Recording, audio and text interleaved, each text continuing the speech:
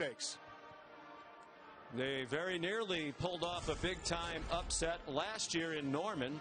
It was one of the games of the year in college football. More on that in a moment, and we expect another good one tonight here in Ames. The Nissan pregame rush is next, after this message and a word from our ABC stations.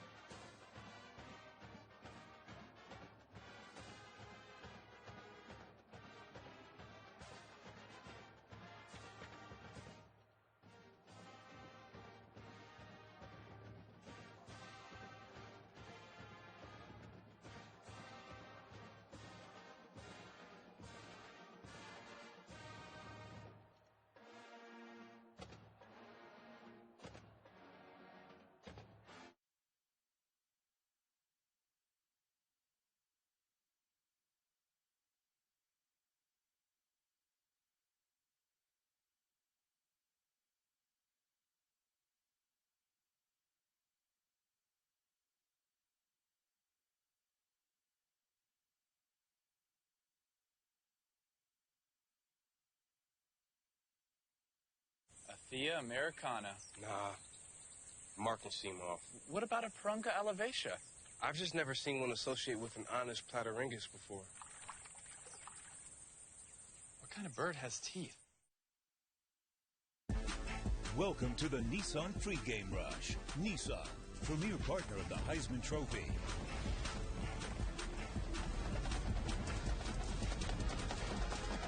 And we're back in Ames, Iowa, as the Sooners and Cyclones get ready to go head-to-head.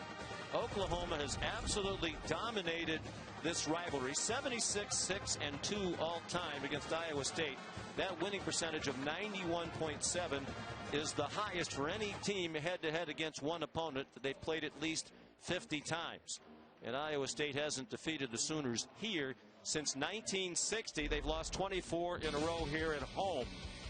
They nearly pulled off the upset last year. They were 21 points down in the second half, rallied again within one in the final minute, went for two for the win, but Parnell Motley picked off the two-point try. Lincoln Riley's team survived 42-41. And as we welcome in Molly McGrath. Molly, the game last year in Norman still very fresh in the mind of the Cyclones. That was a tough one.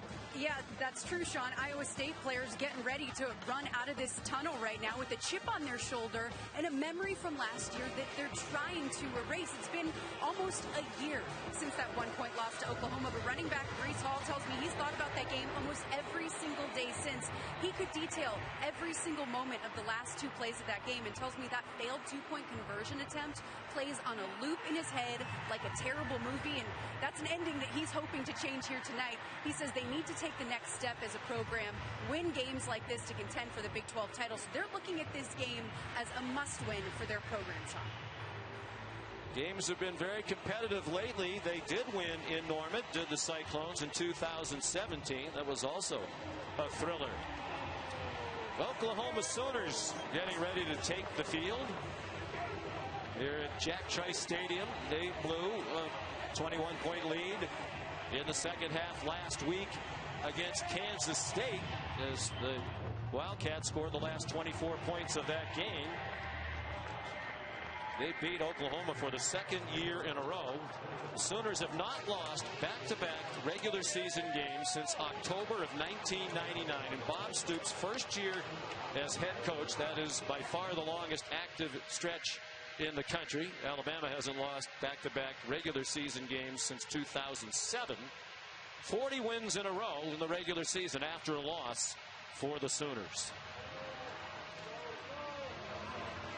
The Iowa State Cyclones walking into Jack Trice Stadium. One of the best stretches of football in school history. They've been to a bowl game each of the last 3 years. They believe they're ready to be conference champions. Perhaps they'll take a major step in that direction tonight. This has been the Nissan pregame rush. Kickoff for Ames next, and now we go inside Nissan's Heisman House. What the heck happened here? Lamar, what are you doing here? It's football season. Heisman time. It's on? It's Heisman time? It's Heisman time? It's Heisman time. Woo!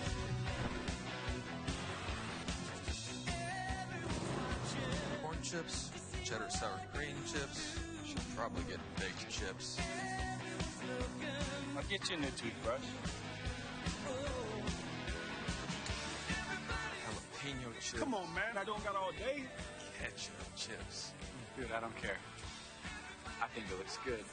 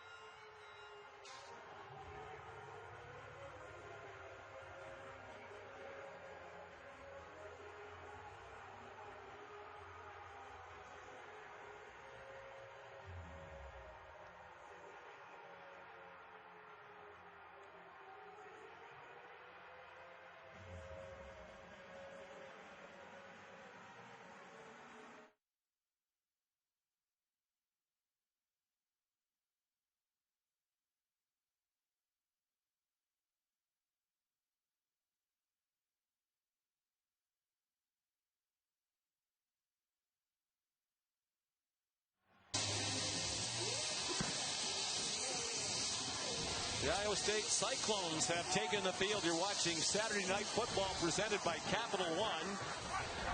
This is the Big 12 on ESPN. Already been an entertaining day in the Big 12. Texas, a loser at home to TCU, was a TCU team that Iowa State beat in Fort Worth in its conference opener last Saturday. Nice bounce back win for the Cyclones after their season opening loss against Louisiana. They made a lot of mistakes. They didn't have any fans here for that game. They're happy to have 15,000 here tonight. Well, Oklahoma last week gave up 24 unanswered points to Kansas State, and it's a head scratcher because defensively 90% of the game they played outstanding defense, but there were a handful of plays in the second half that were just brutal. I'm going to show you two of them. Here's a pass play where the coverage called is perfect. They have four receivers blanketed. They have double coverage with a safety over the top, but all three of those guys fail to make a play, and they gain 78 yards. Here's another one where a cornerback and a linebacker miscommunicate. One guy has flat, one guy has to go to deep third. Nobody goes to deep third, and another 78-yard completion in that ball game. Just a handful of plays that really hurt the Oklahoma defense, and for them to play well tonight and have a chance to win on the road, they can't have those kind of mistakes. The offense went silent down the stretch as well for Lincoln Riley. Doubles as the offensive coordinator and play caller. Kansas State had 267 of their 400 yards last week against the defense of Oklahoma on 5 plays. 5 plays. The other 46 plays run by the Wildcats averages 2.9 yards. But the big plays count, and they really hurt Alex Grinch's defense. Oklahoma won the toss, elected to receive. So it'll be Eddie Ogamba to kick off. I mentioned a cool night. Temperatures dropped a few degrees, down to 50. It was in the high 20s in parts of Iowa last night. 15 degrees cooler than usual for early October. Charleston Rambo will not try to bring the kickoff out. So here is Spencer Rattler, redshirt freshman, got into 3 games behind Jalen Hurts last year. Consensus #1 recruit in the country out of Pinnacle High School in the Phoenix area. Tanner Mordecai was the primary backup last year. As we said, Rattler got some time, threw for 11,083 yards in high school, the Arizona State record. Had an up and down first 2 games, 8 passing touchdowns in 2 games. Only Sam Ehlinger had more for Texas with 10. Rattler's on target with the first play from scrimmage. And it's Jeremiah Hall, one of their tight ends, H-back tights, who picked up 8 on the first play. And they'll line up quickly with Rattler getting them organized. A nice, easy completion. Again, he's coming into the game completing over 75% of his passes, 8 touchdowns. He's equally adept throwing the football on the move or out of the pocket. Handed it off to T.J.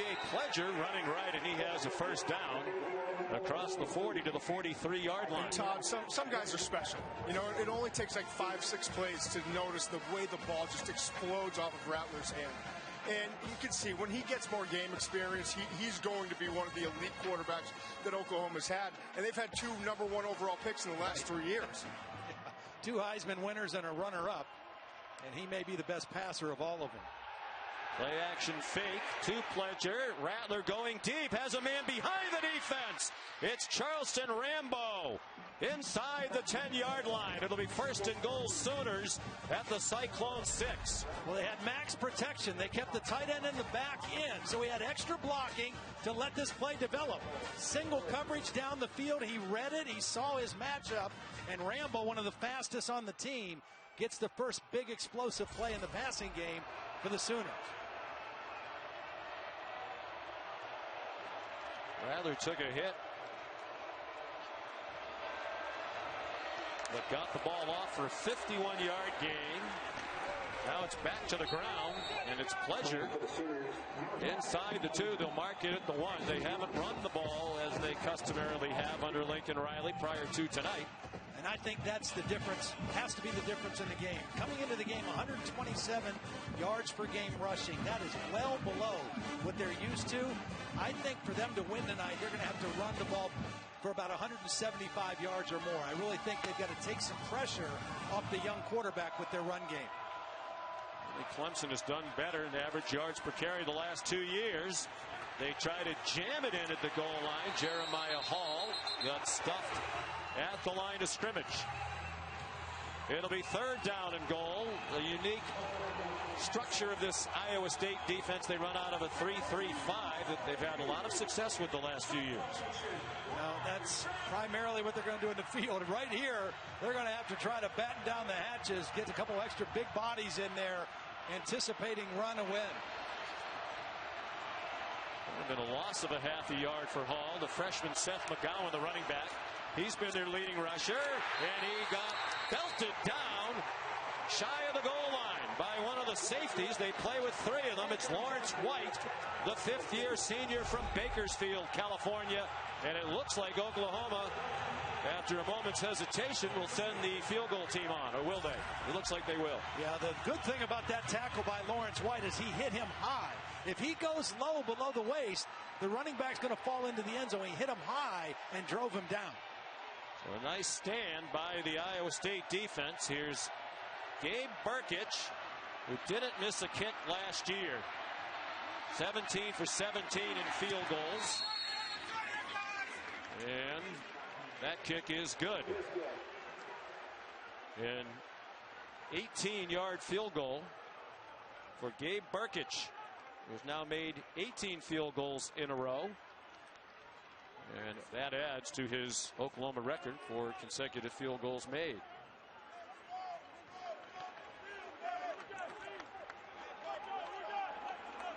Lincoln Riley's team's been playing without 3 players they had hoped to have from the start of the season, including Ronnie Perkins, outstanding defensive end. He was their sack leader last year, second team all conference. He, Trajan Bridges, and Ramondre Stevenson were suspended right before their college football semifinal against LSU last season, reportedly for failing marijuana tests. It has been reported by a couple of outlets tonight, first by The Athletic, that Perkins' appeal, supposed to be a 6-game suspension, this would be the 4th tonight, is going to be shortened by the NCAA, and it's possible he could play next week against Texas. I talked to high-ranking Oklahoma officials, said that is not 100% correct yet, but they are hopeful that that will be the case. It's not official yet. There's another hurdle to go over, but they're optimistic. That kickoff by Gabe Burkich will be a touchback, and Perkins' circumstances, we are told, different from Bridges and Stevenson. Oklahoma does not expect either one of those two back next week, but they could have Perkins back, Molly. Yeah, I spoke with Lincoln Riley before the game. He wouldn't confirm nor deny that Perkins' appeal was approved, just that he was approved to travel. And I asked if Perkins would play tonight or when he would play, and Riley said, I don't know, we're hopeful, but we're waiting to find out. As you can see, Perkins not suited up tonight, though. I would guess, based on the vibe I got from the Oklahoma officials I spoke with, he will play next week, but they said it's not 100% confirmed yet. So here are the Cyclones on offense. After the defense stood up at the goal line and held the Sooners to 3. And there's Breece Hall, the leading rusher in the Big 12 through 2 games. And there's Brock Purdy at a record-setting season last year.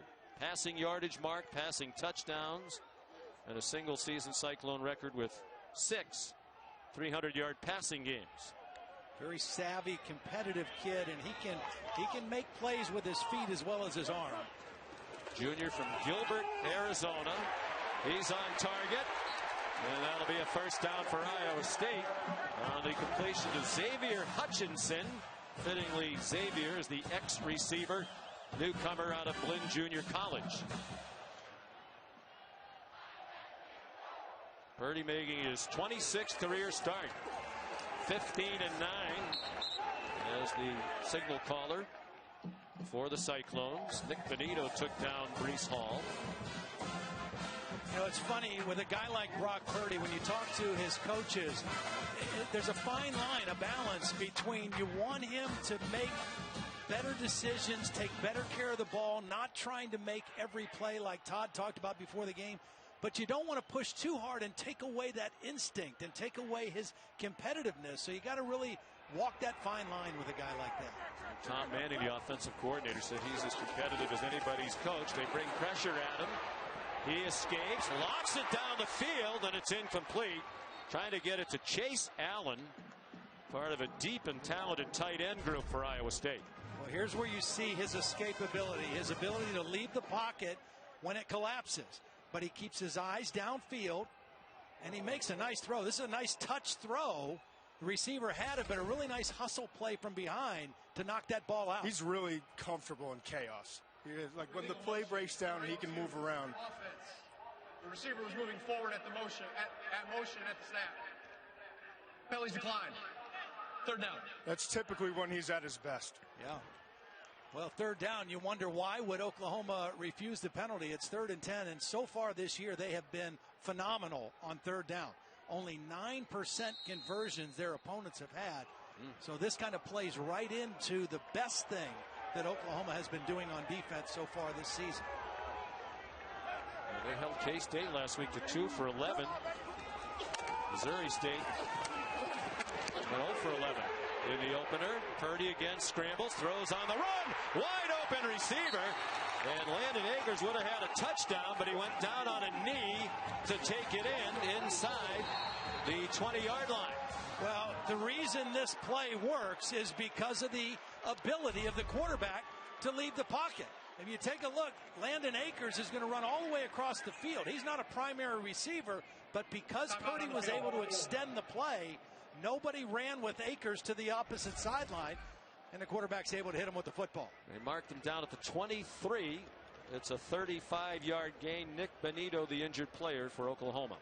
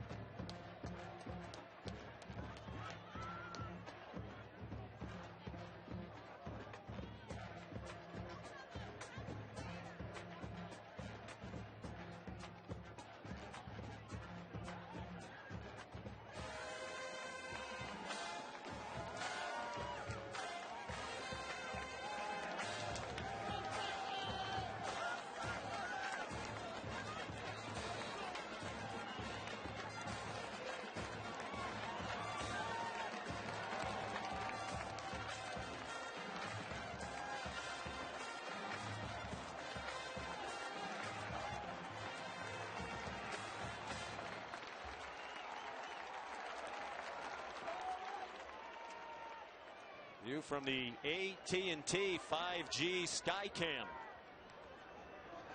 Jack Trice Stadium. Iowa State's trying to defeat Oklahoma for the first time since 1960. Their last win here against the Sooners was 3 days before John F. Kennedy was elected president of the United States. That was a long time ago. Play fake to Breece Hall. Purdy going for the end zone into a crowd, and there's a flag down.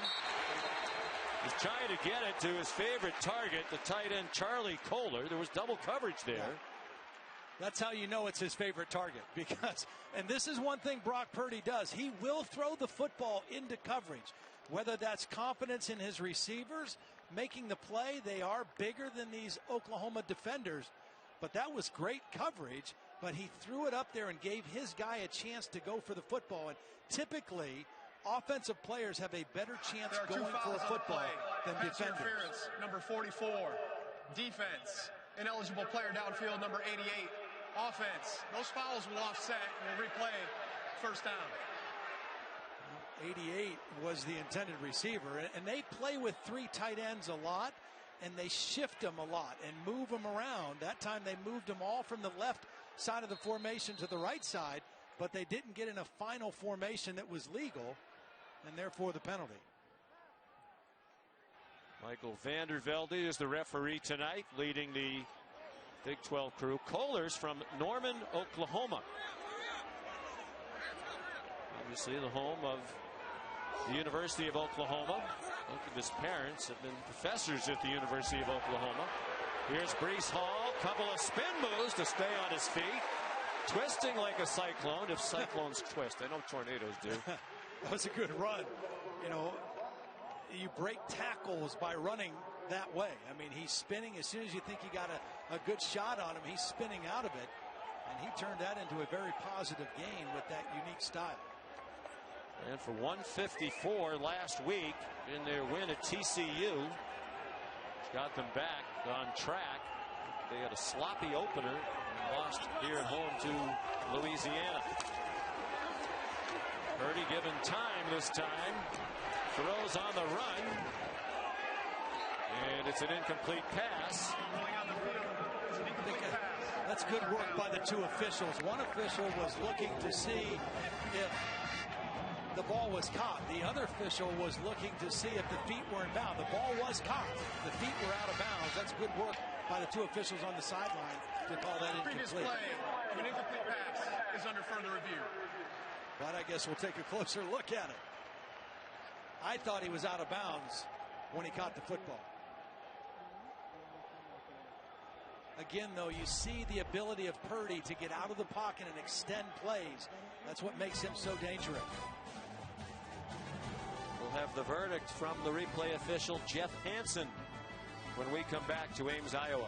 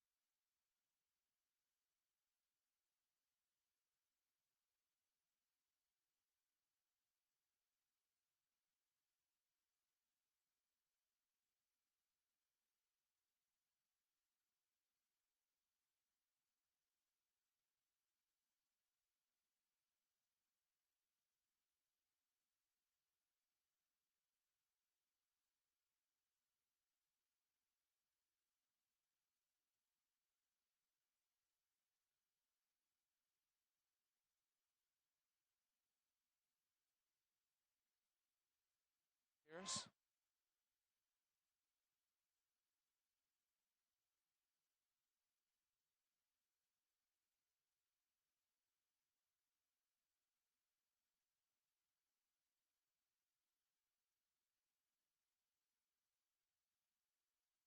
Field stands is called. Third down.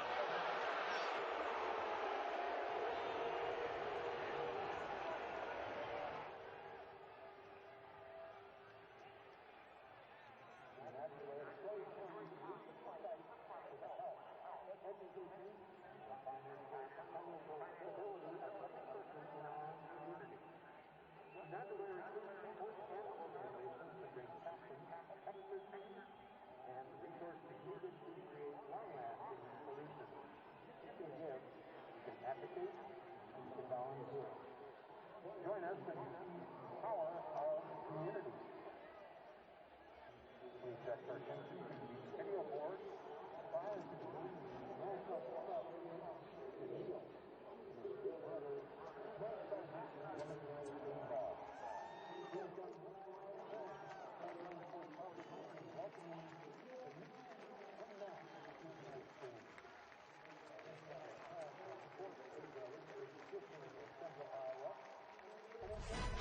Saturday Night Football on ABC is presented by Capital One.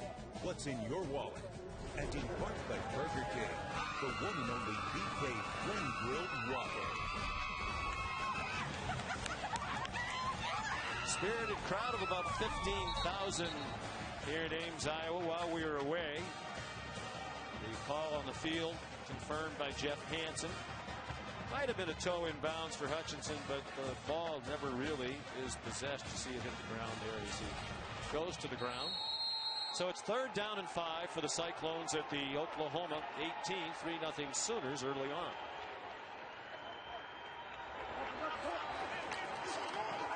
Purdy running out of time, tries to sing one. for Charlie Kohler and was broken up by the veteran safety Pat Fields Jr. from Tulsa. Honorable mention all conference last year. It was excellent coverage by Oklahoma because that was plenty of protection for Brock Purdy to survey the field. He started by reading left. He came back to the other side of the field, and there was nobody open. That was tight coverage everywhere. A little bit of maybe a hold that Fields got away with on the tight end, but good coverage nonetheless. Connor Asali, fifth-year senior from Naperville, Illinois. Third year as their place kicker. This is from 35 to tie it, and it is good.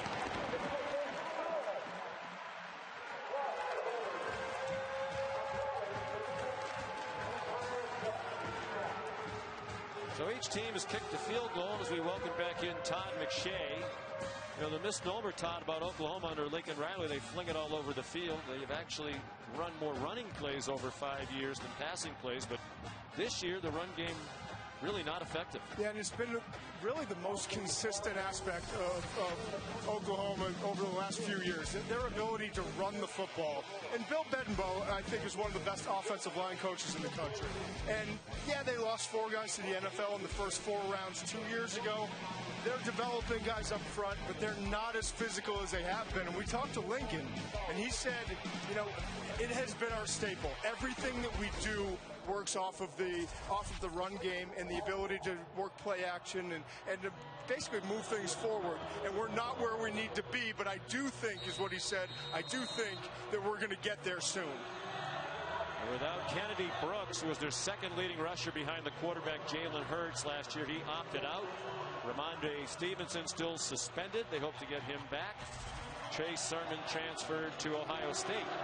And they don't have a quarterback run game like they used to as well. Leaning on the freshman, Seth McGowan. Charleston Rambo slipped as he took the Eddie Ogamba kickoff. And he never really did get much momentum. Belted down at the 15. Let's go back to the studio. Here's Kevin McGowan.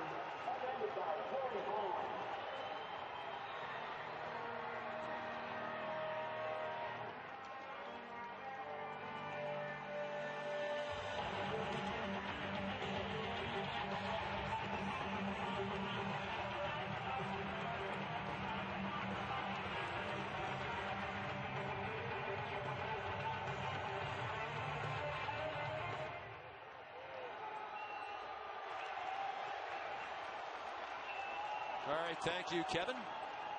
1st and 10, Oklahoma. Spencer Rattler after the play fake on target for a first down. It's Marvin Mims, true freshman out of Frisco, Texas. Caught 8 balls in the first 2 games to be their leading receiver. 3 of those for touchdowns. And, you know, we talk about Purdy leaving the pocket and how comfortable he is. So far, we've seen Spencer Rattler also getting flushed, not losing his poise, keeping his vision downfield. And then the little flick of the wrist to get the football where he wants it to go. 16-yard gain. Now a big hole as they try to get that running game going. It is McGowan, true freshman from Dallas, Texas. Well, I agree with what Todd McShay was saying. Bill Bedenbaugh is one of the best, if not the best, offensive line coach in college football. I mean, he is going to get this group where he wants it. We showed you the guys they're missing, the running back. And then you had their leading rusher last year was their quarterback, Jalen Hurts. He ran for over 1,200 yards. It's a different offense right now. Shovel pass and plenty of room for Seth McGowan. Inside the 35 and chopped down by Greg Eisworth, the safety. Big gainer for Oklahoma. That's 35 yards. This is a neat little shovel pass because they fake it first. They fake it and then shovel to the same guy they faked to. And a nice job getting down the field. Tyrese Robinson, number 52, the guard, down there leading the way. You always can count on Lincoln Riley to have a couple little quirky kind of plays. That one was fun to see. Another play fake by Spencer Rattler. He's on target. Out wide again to Marvin Mims. And he's out of bounds near another first down. Looks like he has it at the Cyclones 20.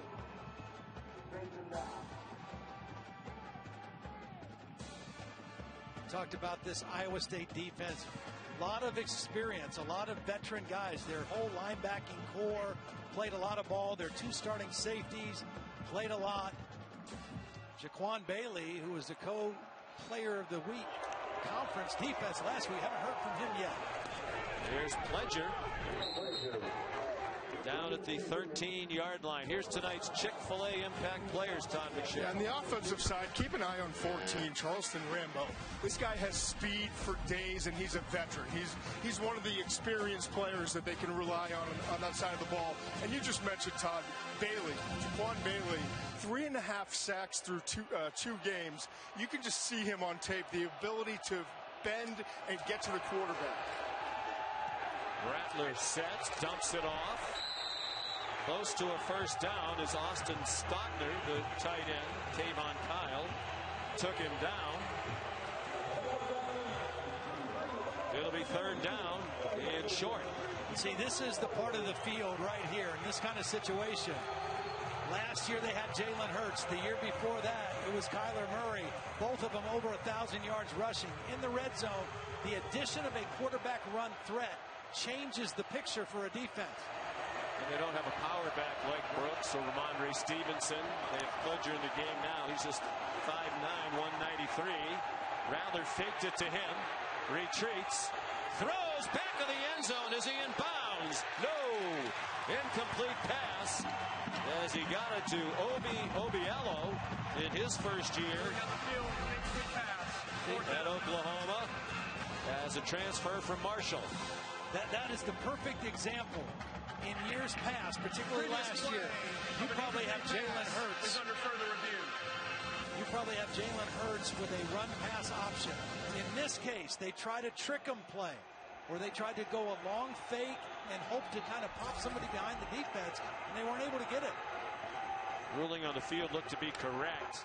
Looked like the back half of Obiello's first foot to hit the ground is out of the back of the end zone. Left foot. Yep. Heel on the white. Great effort to catch the football, and really, you know, that play didn't open up right away, and that's why it got to the way back of the end zone. After review, the ruling on the field of an incomplete pass is confirmed. Fourth down. And now what will Lincoln Riley do on 4th and inches? They got down near the goal line and kicked a field goal on 4th and goal from inside the 2. And they'll try for the field goal again as Burkich was on the field, and now the kicker's being called back. Yeah, I just saw Spencer Rattler putting his helmet back on. I think some of the players over there saying we can get this time. All 5 starters back on the offensive line from last year. They were playing with 4 new starters a year ago. Only center Creed Humphrey was a returning starter. Line 2 years ago sent 4 offensive linemen to the NFL. Well, watch 56. He's the key guy. They hand it off to Seth McGowan, and he has the first down with about 1.5 yards to spare. Spencer did a really nice job selling that to coach. Here's Creed Humphrey right here. I mean, he's the bell cow up there. Does a great job of turning people. He uses leverage. He gets into guys. Got good body strength. And he has been mauling people so far in the first quarter of this game. He was great as a freshman. Lincoln Riley told us in Humphrey's freshman years he's talented as anybody on our team. Here's McGowan struggling to find room. Did well to get inside the 5. They got the ball at the 5. Creed Humphrey felt his play wasn't as good last year as a sophomore. Some thought he'd leave for the NFL or opt out this season. He said, no, I definitely need to regain my focus and reestablish myself at the top of my game. Well, and I think he's got a different sense of urgency. I think a lot of players, they weren't sure they were going to play at all. Now they get to play. I think he's taking better care of his body, his preparation, physically, mentally, emotionally, everything is a little bit different than it was a year ago. Out of the gun. Rattler running out of time, steps through the crowd, goes up and into the end zone for a touchdown.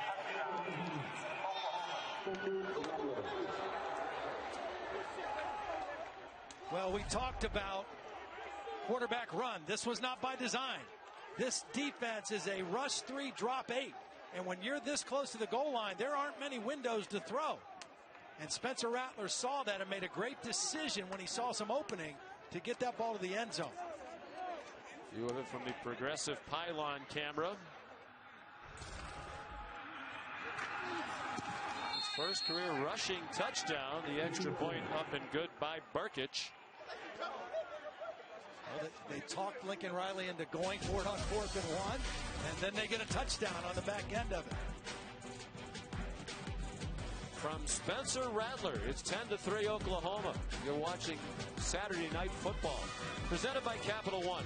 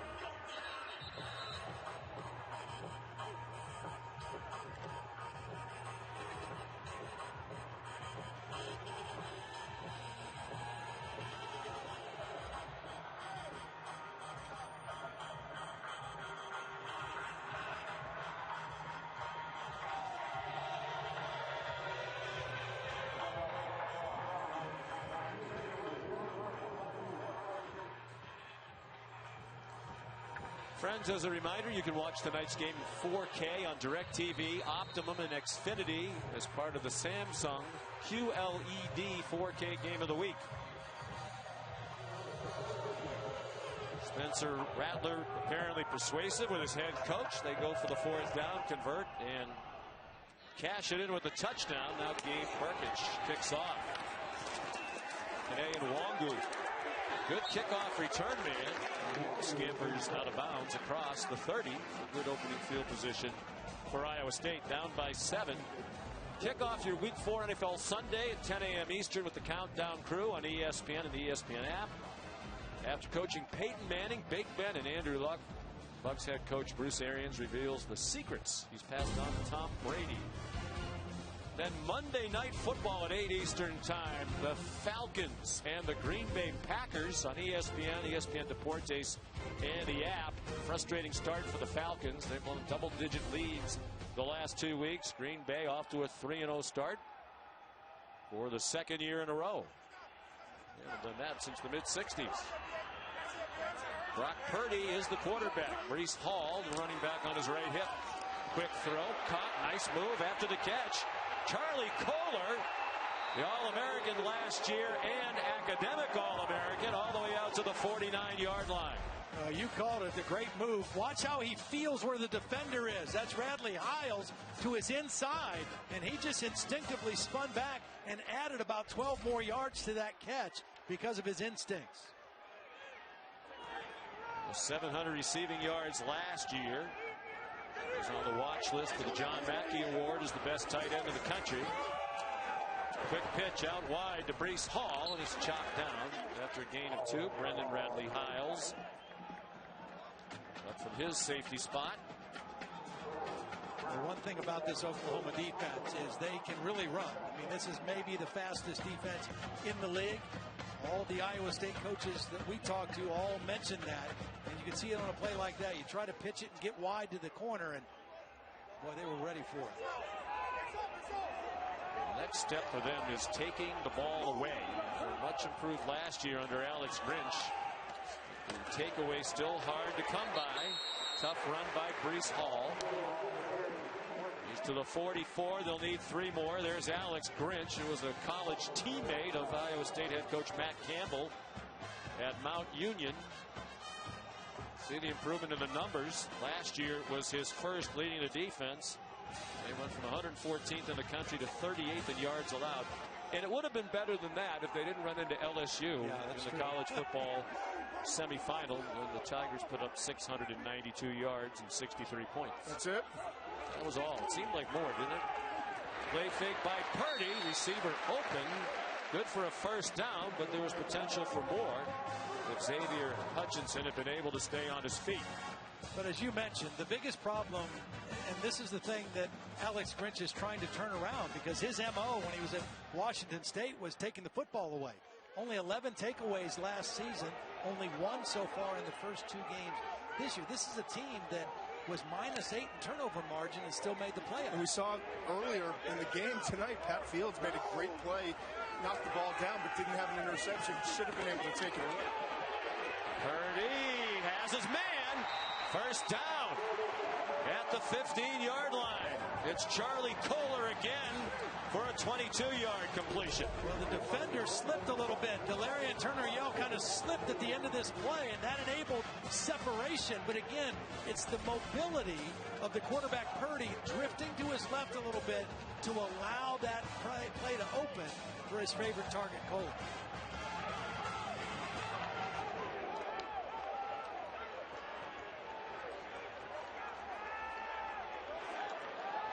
Iowa State on the move again with a minute to go in the first quarter. Trailing 10-3. Hall dragged down behind the line of scrimmage by Deshaun White, who's taken over at middle linebacker for Kenneth Murray, who was a standout in the middle of that defense last year and was a first-round pick of the Los Angeles Chargers, number 23 overall. Yeah, this is good, solid defense, good run fits. Everybody where they're supposed to be. Deshaun White is the guy that made the tackle. The guy next to him, Brian Asamoah, is the guy that forced the play. He got into the backfield and forced that thing to bounce. Loss of a yard. Final seconds of an entertaining first quarter here in Ames. Purdy under duress. Tried to hit the quick hitter to Kohler and falls incomplete. Well, this is a miss. This is a missed assignment up front because Perion Winfrey just came untouched to the quarterback. I don't know how Purdy even got rid of that ball. He got the right guard here, number 55. It looks like he whiffs on this time. He steps inside. Nobody takes that defensive tackle, and Purdy very lucky to even get rid of that football. Daryl Simmons playing guard tonight. Redshirt freshman. They're without Trevor Downing. Honorable mention. All conference last year at guard. Out again this week with an ankle injury. Played only 1/2 of the first game. On 3rd and 11. Jump ball for Kohler. And it falls incomplete. There is a flag down near the goal line. Pat Fields had the coverage.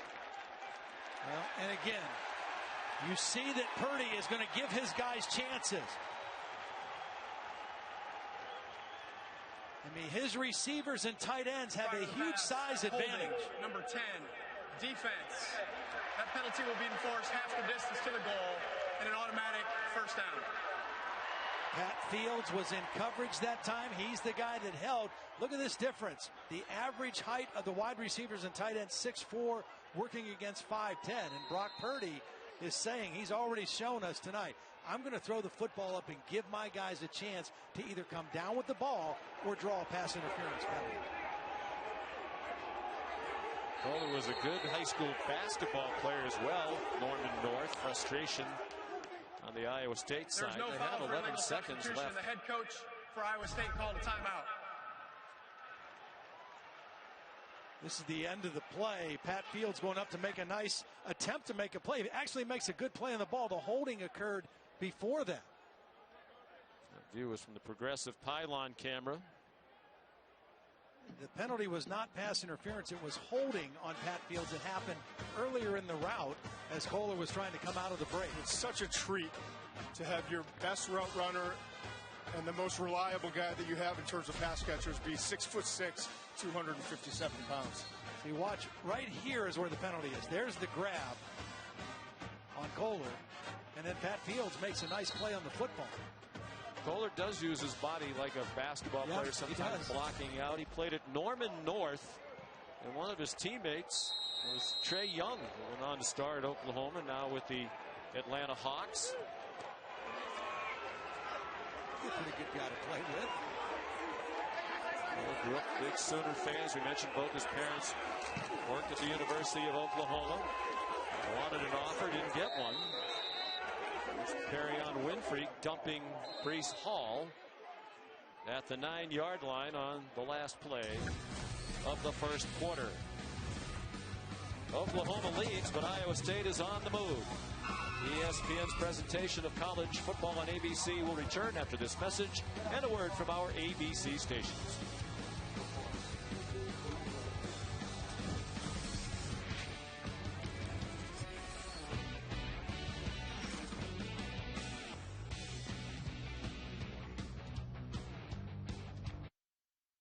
And we encourage you to play our Cyclone Trivia Contest.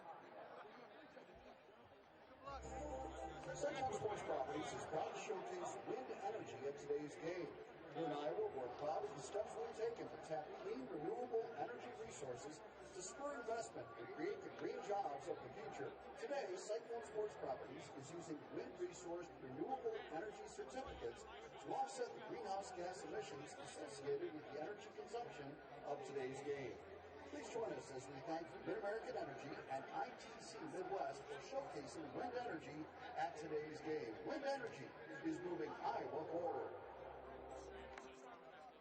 Cyclone fans, please direct your attention to the video board as we welcome Clint Kirk, tonight's hero of the game, presented by Iowa State University Bookstore and America. Clint joined the Marine National Guard in 2002 and is currently assigned as the Support Operations Officer for 248 Aviation Support Battalion in Boone. He deployed to Iraq in 2004 and Afghanistan in 2010, where he was awarded the Bronze Star Medal. Clint has served as an officer in the Green Navy Public in 2007.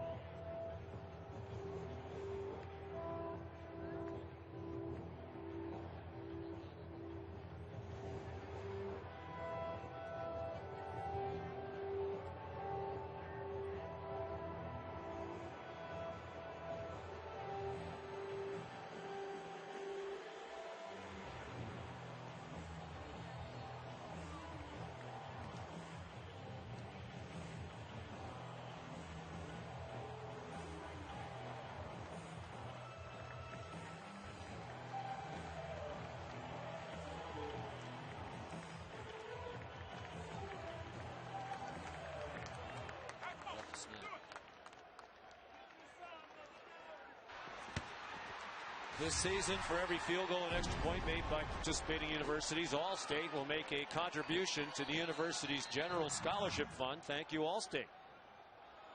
First play of the second quarter here in Ames, Iowa. Oklahoma leading 10-3. Iowa State has it second and goal from the 9. Brock Purdy, the quarterback, throws for the back corner of the end zone, incomplete.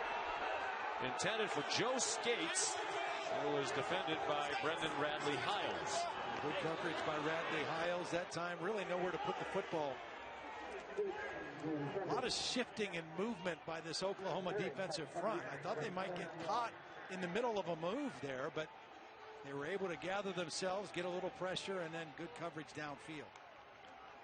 Matt Campbell, job he has done here at Iowa State.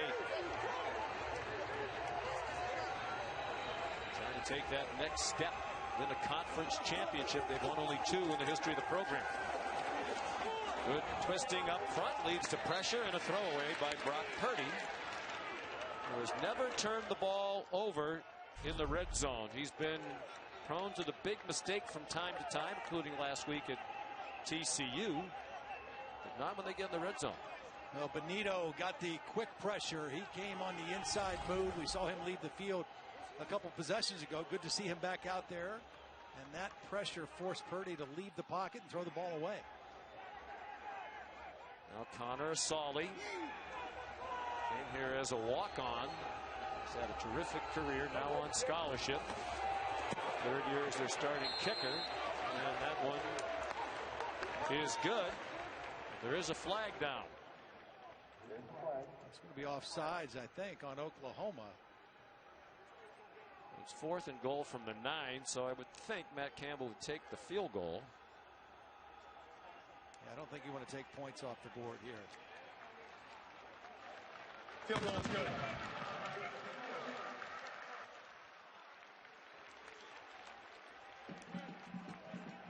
So it's 10-6. 15 seconds into the second quarter. Nice start for Spencer Rattler. 6 out of 7 for 122 yards. And he's played well in the first half of all 3 games. He only played the first half in their rout of Missouri State, the opener. Well, he's shown a little bit of everything. A lot of poise in the pocket. We've seen him throw deep down the field under duress. We've seen him leave the pocket when he has to, keep his eyes downfield, and deliver the football. Little razzle-dazzle, very well conceived shovel pass there. And then we saw him run for the touchdown. Everything covered, that drop 8 defense, a great decision, and some courage at the end of that play to get the ball in the end zone for the Oklahoma touchdown. Yeah, we know Spencer Rattler lobbied to go for it on 4th and 1 during that last drive. After scoring the touchdown, he came to the sideline, cool as a cucumber, smiling at teammates, saying, "I knew we'd score." Now, this isn't the confidence of a freshman. He commands the sidelines, and he absolutely oozes confidence, guys. Lincoln Riley said he has great inner belief, which is important for a quarterback. He has it. Short kickoff by Eddie Ogamba to T.J. Pledger. Across the 30. They'll mark it at the 33, and now the officials hurry in to separate a couple of the combatants. Sometimes as a coach, you want your quarterback to come over and say, no, we got to go. We got to go for it. And that's exactly what happened. And Molly told the story, but that's exactly what Spencer did. He walked over and said, we got to go for this. We can get it, coach. Paid it off, that's for sure. Saw the first half numbers. Been tremendous in all 3 games. In fact, last week against K-State, in the first half, he was 17 out of 19. The problem, the 2 incompletions were both interceptions. Threw 3 picks in that game to go with 4 touchdowns. Scrambling around for a long time, now takes off up the field and slides down. That's a penalty right there. It sure there. is, and every official within range threw the flag. It's Flag Day here in Ames. Yeah, that's a good call. I mean, first of all, it was really a good move by Spencer Rattler to elude the pressure and get into a positive game. Personal foul, late hit, number 43. Defense, 15 yards will be added to the end of the run. Automatic first down. That's Deshaun Davis, a backup linebacker, and a clear penalty. He's in his first year here at Iowa, out of Iowa Western Community College, where he redshirted last year. Good coverage. Again, this defense is hard to throw on when they drop 8 defenders, and that was a good decision by Spencer Rattler. Slipping as he tried to turn the corner, T.J. Pledger lost a yard.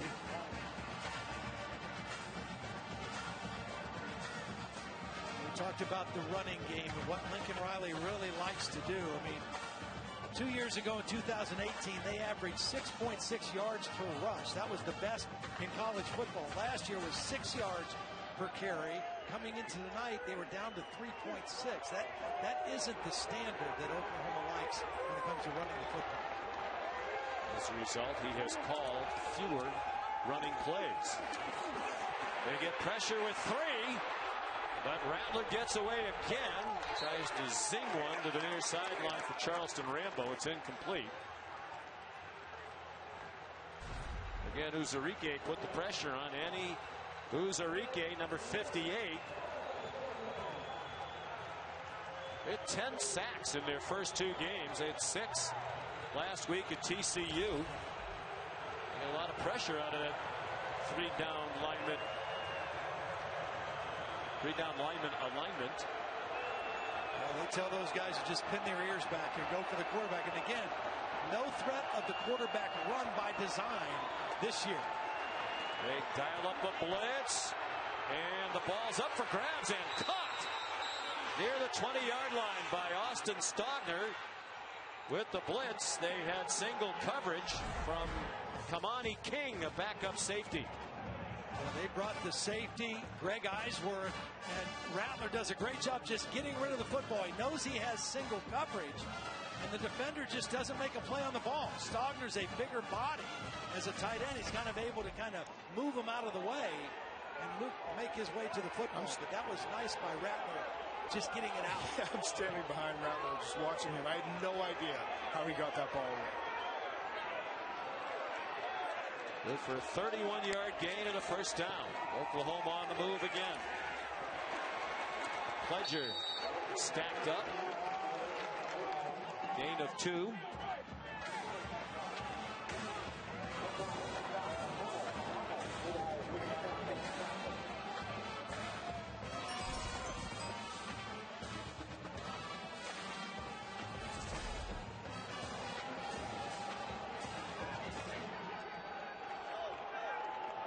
Seth McGowan, the running back now.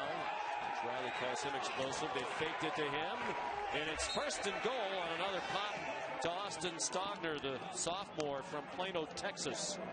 This is really a good play design because they fake the counter, which they run a lot. You see a guard and a tackle both pulling. That says run to linebackers. They step up. You throw it right behind them to a big target Stogner, who's had a nice series on this possession. 7th play of the drive. Wide open in the flat. It's Jeremiah Hall for a Sooner touchdown. Even though Oklahoma has not run the ball well in the first half, the threat of the run and the fake of the run is still holding defenders. And that time another wide open receiver for the touchdown, Jeremiah Hall. For 4 yards on first and goal. Second touchdown of the season for the redshirt junior from Charlotte, North Carolina. Already has his degree in health and exercise science. Gabe Karkic continues to make everything. The lead is 11 for the Sooners on the road in Ames, Iowa. The super big Samsung QLED TV is made for football.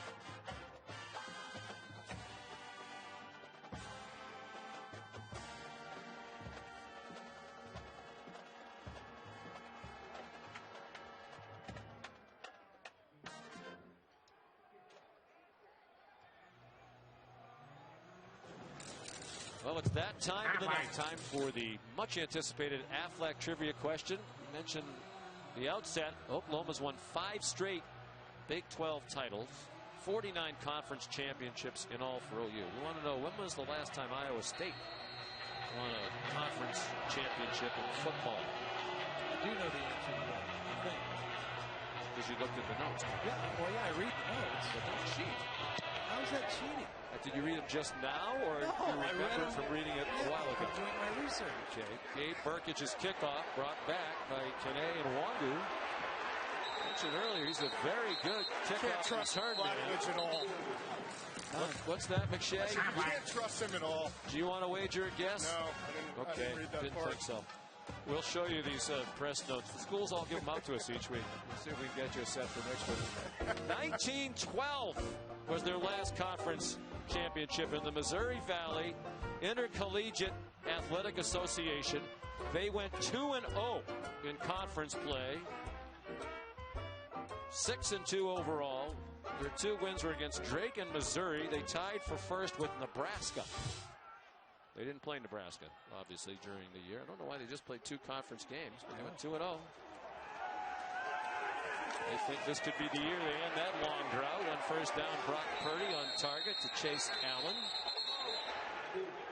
Good for a 9-yard gain, but there is a flag. He's going to be roughing the passer on Brendan Radley Hiles, who was coming on a safety blitz after the ball was delivered. Roughing the passer, number 44. Defense, 15 yards will be added to the end of the run. Automatic, first down. Here's Kevin Nagandi in the studio.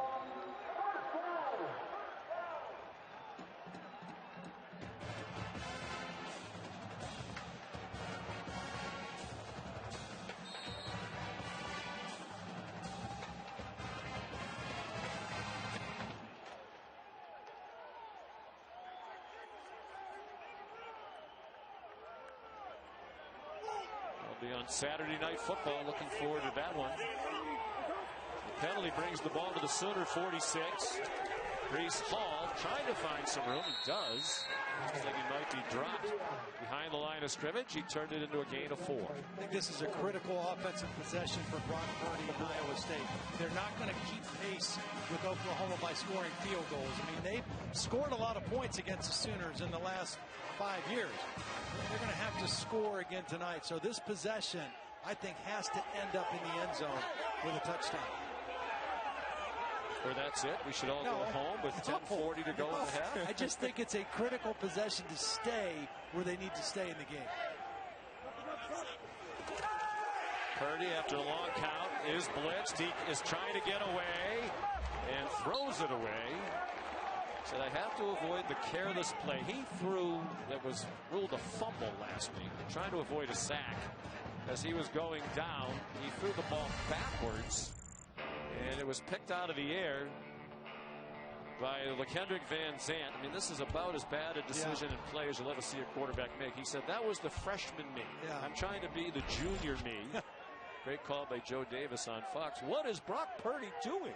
That was a question everybody watching wanted to know. Yeah, sometimes you just got to realize the defense won. You just live to play the next play. He's thrown it away a few times tonight. He's pressured again. Running out of room on the sideline and tried to jam that one in for Xavier Hutchinson. Broken up by Pat Fields.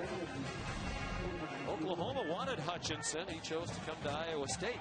Big recruiting win for the Cyclones in that one. Again, very tight coverage by Pat Fields. His hands on the receiver, but nice play on the football. But the pressure, the fact that they are really forcing Purdy out of the pocket pretty consistently here in the first half, paying off for Oklahoma. There's Joe Rivera, fifth-year senior punter. Ticket to Marvin Mims. Virtually no breeze here at Jack Trice Stadium tonight. Mims makes the fair catch at the 13-yard line. First punt tonight goes 29 yards.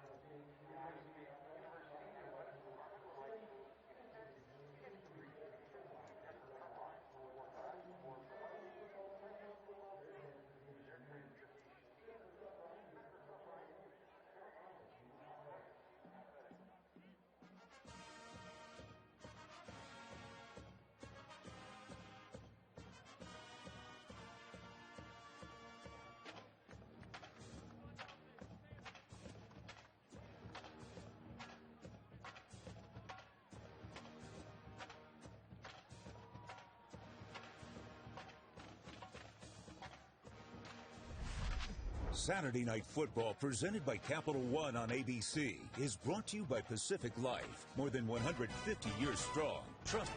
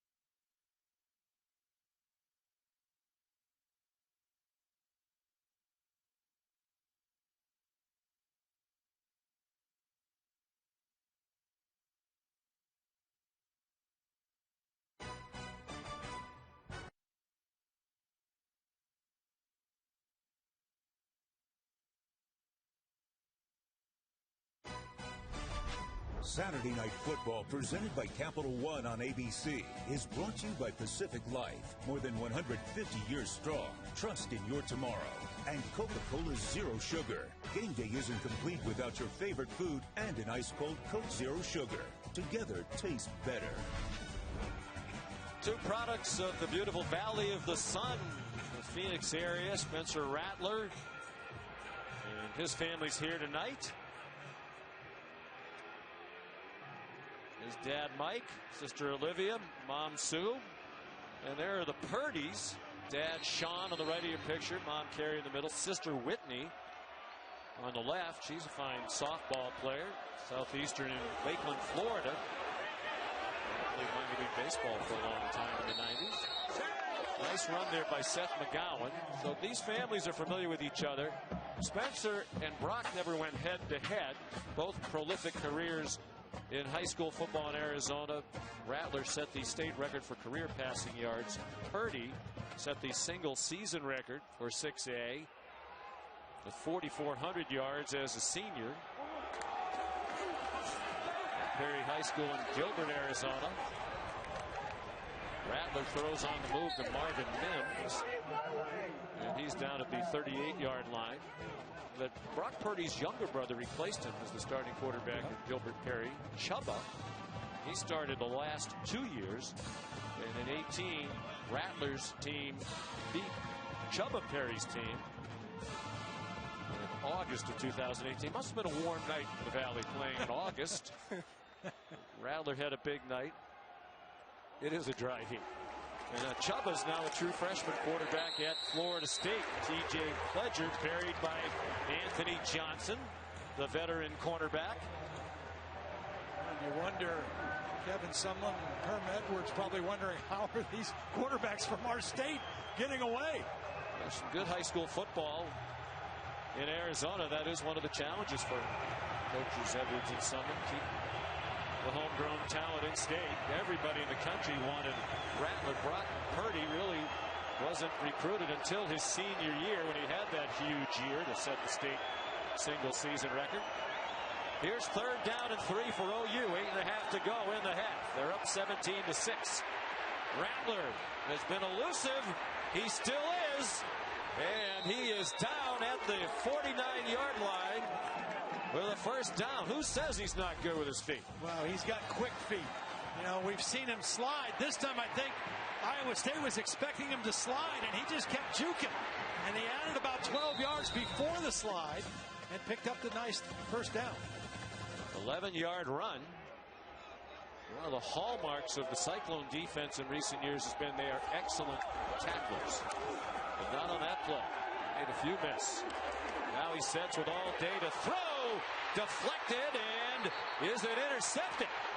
The officials conferring. Are they going to deem that a catch by the defense? They are. I think they're calling it that way. Of course, they'll take another look. Is it an interception by the defense? First down, Iowa State. Shane Young, the interception, if it stands, is trying to get it to Jeremiah Hall, and it was deflected up in the air by Jake Hummel. Saw that ball bouncing around. I thought Hummel was going to get the interception. Went off him, went off of Hall. Tough to tell. Yeah. The first couple of replays. Previous play of an interception that'll be is under further review. I don't think that's going to stand.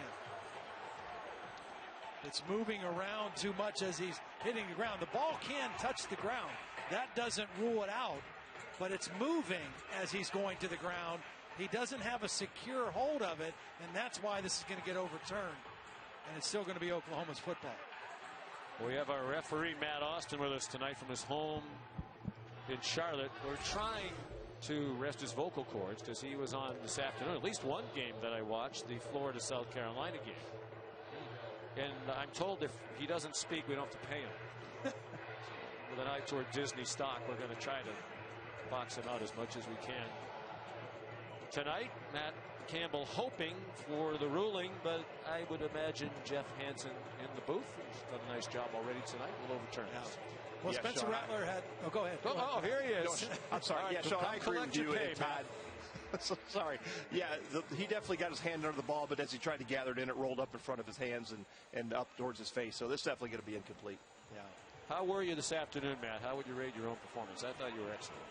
Well, I appreciate that. Thank you very much. After reviewing the play, the ruling on the field is an incomplete pass. Second down and 10 at the 47.5-yard line. Last week, Spencer Rattler threw 3 interceptions against Kansas State. 2 of them were off of deflected balls like this one was. They got the call right. That wasn't an interception. But Spencer Rattler was pretty lucky getting away with that one. Lincoln Riley said last week about 90% of his plays were excellent. He said it was really like our team. I felt like we dominated Kansas State for a lot of the game, did a lot of good things. Obviously, they blew the 3-touchdown lead as K-State. And Skylar Thompson, who was tremendous, rallied for 24 on the extra point. Won on a 50-yard field goal late. Rattler. All of a sudden, he's a reincarnation of Jalen Hurts and Kyler Murray doing it with his running. Lawrence White chased him out of bounds. It'll be 3rd down and 8 for midfield. And that's giving Iowa State a completely different look. When we talked to defensive coordinator John Heacock, he said it's not the same. It used to be that every running play you had to attach a quarterback run to it as well. Didn't think he'd have to account for Rattler in the running game tonight. A lot of what he's done with his feet has been on scrambles. Really midway through the second quarter, Oklahoma leading 17-6. Low throw. Is it caught at the 40? Rambo, yes. First down with a couple of yards to spare. Nice catch by Charleston Rambo. Good timing by Rattler throwing before he came out of the break. He was a little bit low, but Rambo able to get both arms underneath this one. Oh, or did he? Previous play so. From a completed pass is under further review. That one looked like it bounced into me. Yeah, might have been. Timeout on the field. And we'll take it with them. This looks like a bouncer. 7:11 to go till halftime in Ames.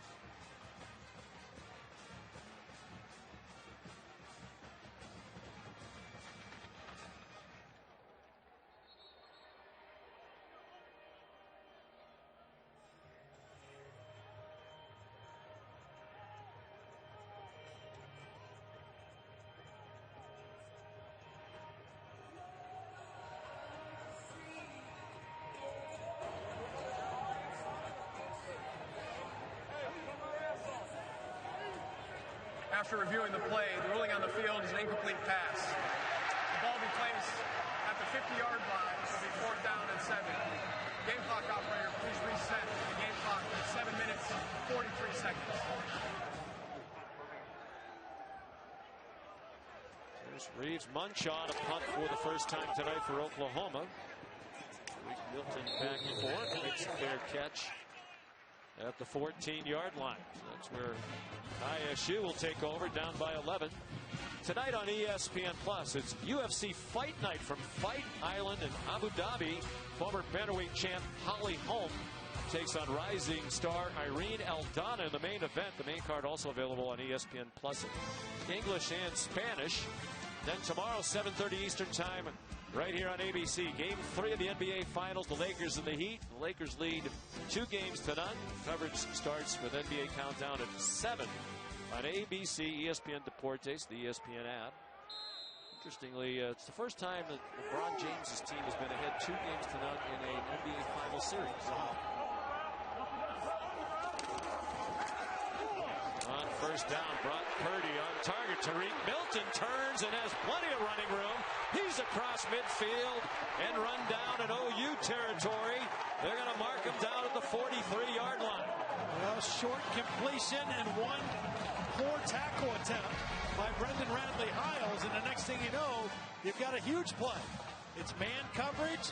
There's the catch. There's the missed tackle, and a lot of green grass, and excellent blocking by Hutchinson down the field, the other receiver. 42-yard play, 37 of that after the catch for Tariq Milton. Pass. Yep, that was a backward pass. Dylan Sainer fires, and that one is caught by Chase Allen. One tight end to another. And a nice play call and a good time by Tom Manning. Back-to-back big plays for the Cyclones. Dylan Sainer was a baseball pitcher in high school and supposedly could throw 90 miles per hour. Didn't need to throw that one that hard, but he got it. Wow, Jeff Hansen busy in the replay booth tonight. Chase Allen arguing it was a clean catch. Extends for it. Now see, that's a case where the ball can touch the ground, but it looks like he has a secure catch. I think this one will stand as a completion. I agree with you. Tremendous effort by Chase Allen. Well, they have some tight ends, don't they? And they use them well. Allen's a 5th-year senior, 6'7", 240 from Missouri. As Todd mentioned, All-State basketball player, Nixa High School. Well, let's bring in Matt Austin. Still awake in Charlotte despite the busy day. What do you think of this one? I think this is a catch. You were right. The ball does touch the ground, but I don't see any loss of control, and the ball can touch the ground. So I think this is going to be a catch.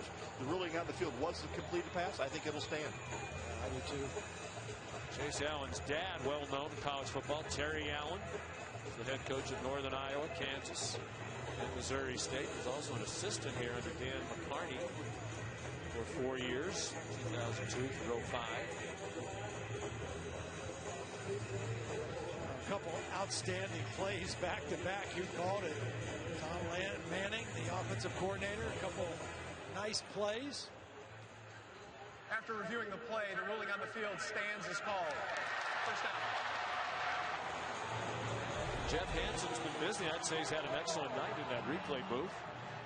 You see Sainer coming out in motion, gets well behind the quarterback to make the double pass legal. It was pretty good coverage, but just an outstanding individual effort by Allen to extend for the football. Move Sainer around all over the place. Fullback, tight end. 1st and 10. Cyclones at the Sooners 15. Iowa State down by 11. There's Breece Hall. A lot of folks around the country haven't heard of the sophomore from Wichita, but he's emerged as one of the best running backs in the country. He had 110 yards against Oklahoma last year in Norman. He's had kind of a quiet night so far, but coming off a huge game in Fort Worth a week ago.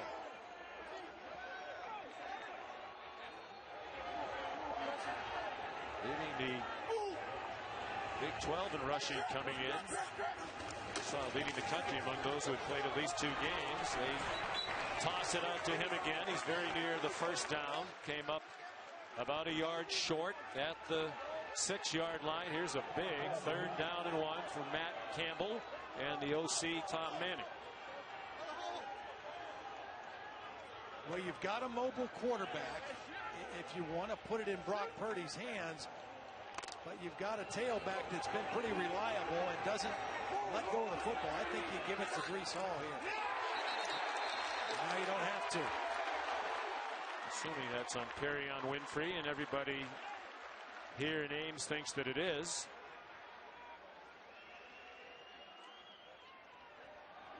Michael Vandervelde will have to join Sagan after for his many TV appearances here tonight. Crowd doesn't think this should be taking so long. They're a little anxious that this might not go the Cyclones' way. Well, the thing they might be talking about is, did the center make a noise? Was there any false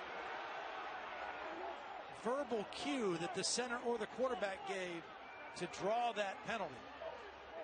I think that's probably what they're discussing here. It's a huge call. Number 9, offense, 5-yard penalty, still 3rd down. Wide receiver Joe Skates. Here's Skates, but this didn't affect why this guy went early. Okay, there is the movement. That's definitely a penalty on Skates, but it didn't have anything to do with Perion Winfrey, but it was after Skates' move. Give Matt Campbell a lot of credit. He is losing his mind, but he kept it together. Well, that's a huge call. Huge. Oh, goodness. Huge. Now 3rd down and 6. 5 minutes to go in the half. Hall in trouble behind the line. Breaks a couple of tackles. Has the first down. Near the 2-yard line. Nice run by Hall. And a missed opportunity to drop that play for a loss by the Sooner defense. Nick Benito whiffed. And watch the block by Sainer. We saw him throw a pass. He gets the key block here. Nice job running out of a would-be tackle, and that's just an effort run by Breece Hall to get the first down. Trey Norwood who whiffed. Number 13. What a huge conversion after that costly penalty. 1st and goal. For their first touchdown of the night. And shifting motions, and they do a lot of that. Ball start, number 75. Offense, 5-yard penalty, still 1st down. Sean Foster, 5th-year senior offensive tackle. That's the problem with doing all that kind of shifting. It forces those offensive linemen to stay in a 3-point stance for a long period of time. But those are 2 mental mistakes, costly penalties in this critical part of the field when you need a touchdown very badly.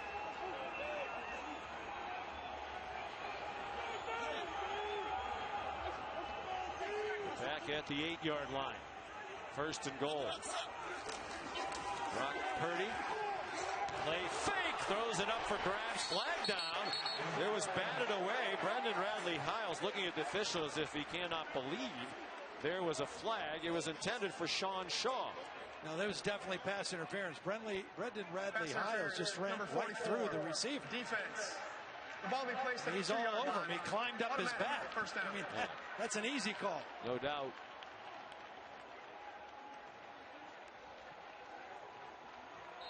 So there's a way you can score on a penalty. The way this is going right now. I have a feeling it's possible it could happen. It's 1st and goal from the 2. This might be a quarterback run. Purdy out of the gun.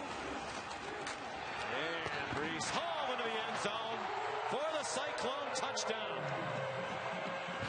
His 5th rushing touchdown in just 3 games this season. Beautiful job by Derek Schweiger, the left guard, starting on that side tonight. Nice double team with the left guard in the center. Then Schweiger comes off onto the next defender. And a good power run by Breece Hall to get the touchdown. See, that was the possession I was talking about, where Iowa State. So now we're going to stay. We can stay now. Said in the previous position, they didn't score.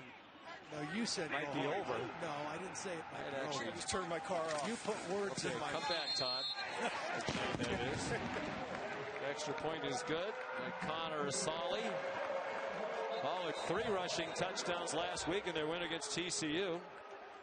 That was a single game career high. Flag. A little skirmish between Robert Hudson and Josh Ellison on the extra point. Hudson comes in on the PAT unit, backup offensive guard.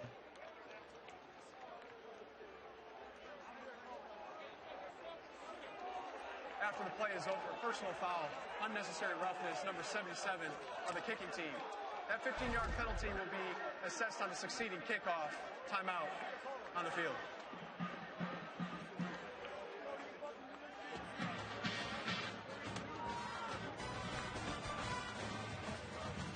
Well, it was quite a drive. A couple of big plays. Into the bag of tricks went Tom Manning. And it's taken into the end zone by Breece Hall. It's a 4-point game.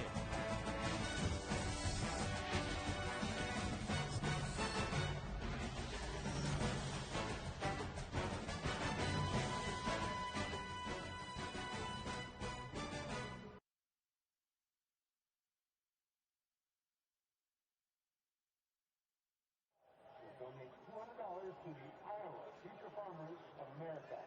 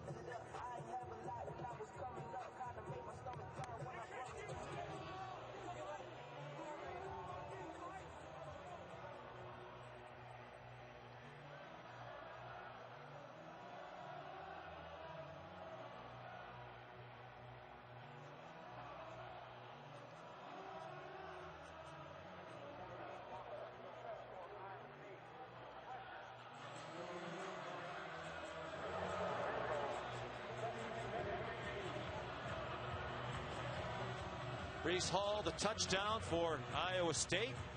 It's a 4-point Oklahoma lead with 3:53 to go till halftime. Sean McDonough with Todd Blackledge here in the booth. Todd McShay, Molly McGrath on the sidelines.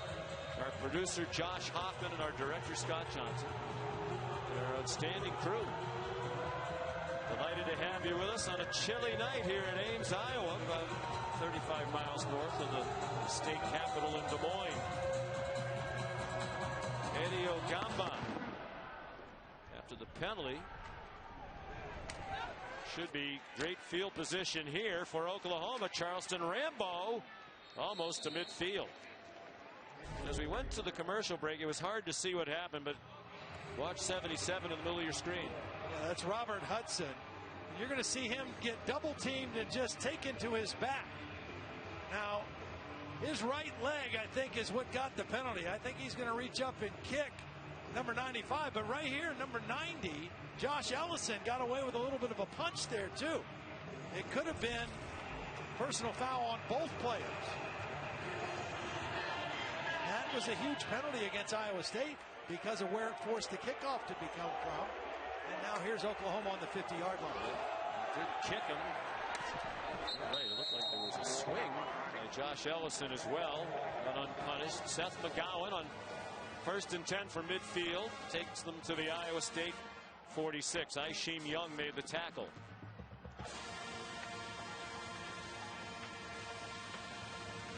All 3 timeouts left for Oklahoma, 2 for Iowa State as we're down to 3:20 to go till halftime. And the Dish halftime report. Look out, Rattler again evades the rush. He did well to get close to the line of scrimmage. Anthony Johnson came on a corner blitz. Jaquan Bailey made the tackle. And that was supposed to be a quick throw to Rambo. He was not open because of the pressure by Jake Hummel. And a big 3rd down play now.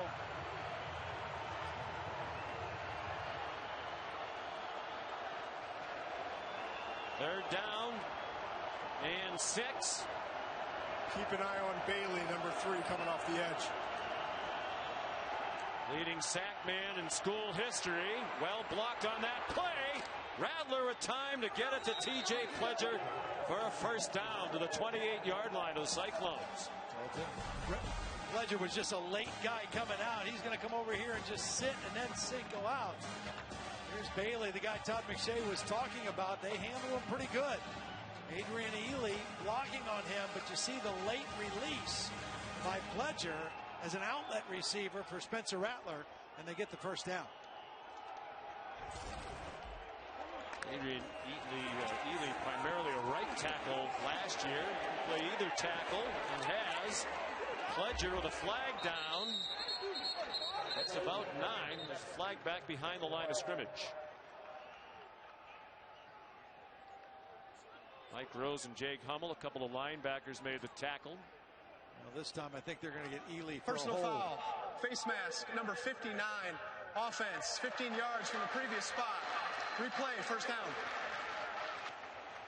That time he was working on Will McDonald, who's also off to a pretty good start rushing the passer for this Iowa State defense. Ely definitely got a hold of the face mask on that pass protection attempt.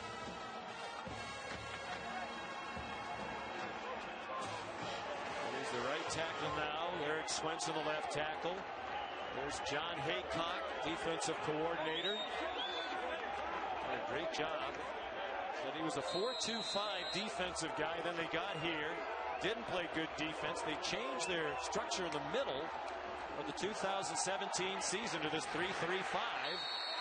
And they stopped McGowan on a short gain. He said, I was tired of the way we're playing defense. We met as a staff, said, let's figure out a way to get our best 11 players on the field and leave them on the field where we don't have to substitute. So they went to this setup, and boy, has it worked well. They've been in the top 3 in defense each of the last 3 years in conference. And people all over the country have come to talk to him, to watch, to learn, to try to emulate that defense. He brings pressure, and it's dumped off. Jaquan Bailey takes down Seth McGowan. Well-timed blitz by Jake Hummel, number 35. Here he comes right here. He's off the line of scrimmage. He's going to slip right in here and force the dump off to McGowan.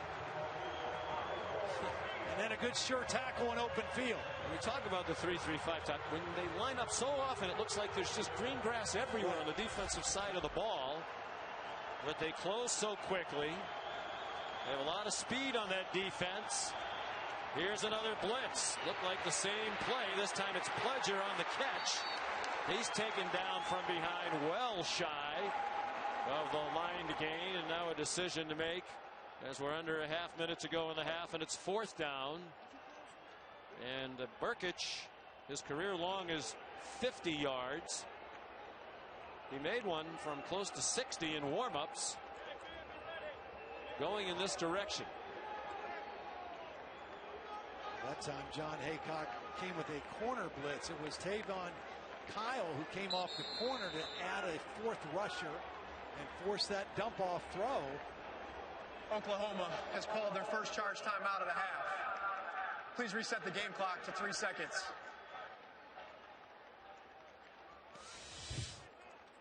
Well, Burkich, one of the best kickers in the country, and that's from just shy of the 50-yard line, as you can see. So that would be a 60-yard field goal in the direction they're going in right now, and he made it with room to spare. This would be about 5 yards shorter, a 55-yarder. Dish halftime report coming up in just moments. Kevin Nagani, Booger McFarland, and Mark Sanchez. It's just a slight win, but it's definitely at Burkich's back.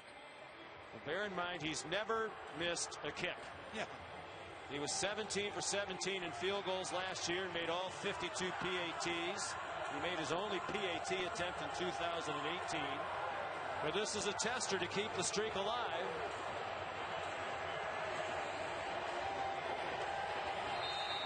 It'll be from 54, and very likely the last play of the half. And now timeout called. Iowa State has called their second charge timeout of the half. 30 seconds in length. Can't take him to the locker room with you. Might as well use him if you can, Matt Campbell. Don't think it's going to have much of an effect on Burkich. We talked to him last year at the college football playoff. You know, the announcer jinx. We get blamed when things don't go wrong. So I asked Burkich, because I was going to mention during the game, we've never missed a kick. Do you believe in the announcer jinx? He said, absolutely not. And then he went out and made all the kicks. That's again. right. So That's if this doesn't go through, don't blame us. But you like this decision here? Yeah, I do. I mean, you give the kid a chance. I mean, he's been perfect in his career, right? There's 3 seconds left. You don't have to worry about Iowa State getting good field position here. Iowa State will get the ball to start the second half. You have a chance to go up by 7 into the locker room. I just love McDonough doubling down on that.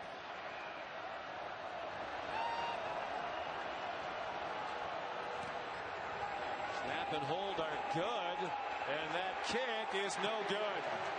I blame Todd McShay and Todd Blackledge. So the streak is over. He had made 18 straight, an Oklahoma record, and this one was pretty close, but wide right. Did have the distance. He knew it. And as soon as he hit it. It's all you. Yeah, sorry, Gabe. Entertaining first half. Oklahoma leads at the break 17-13. And we'll send you to the studio for the Dish halftime report after this message and a word from our ABC stations.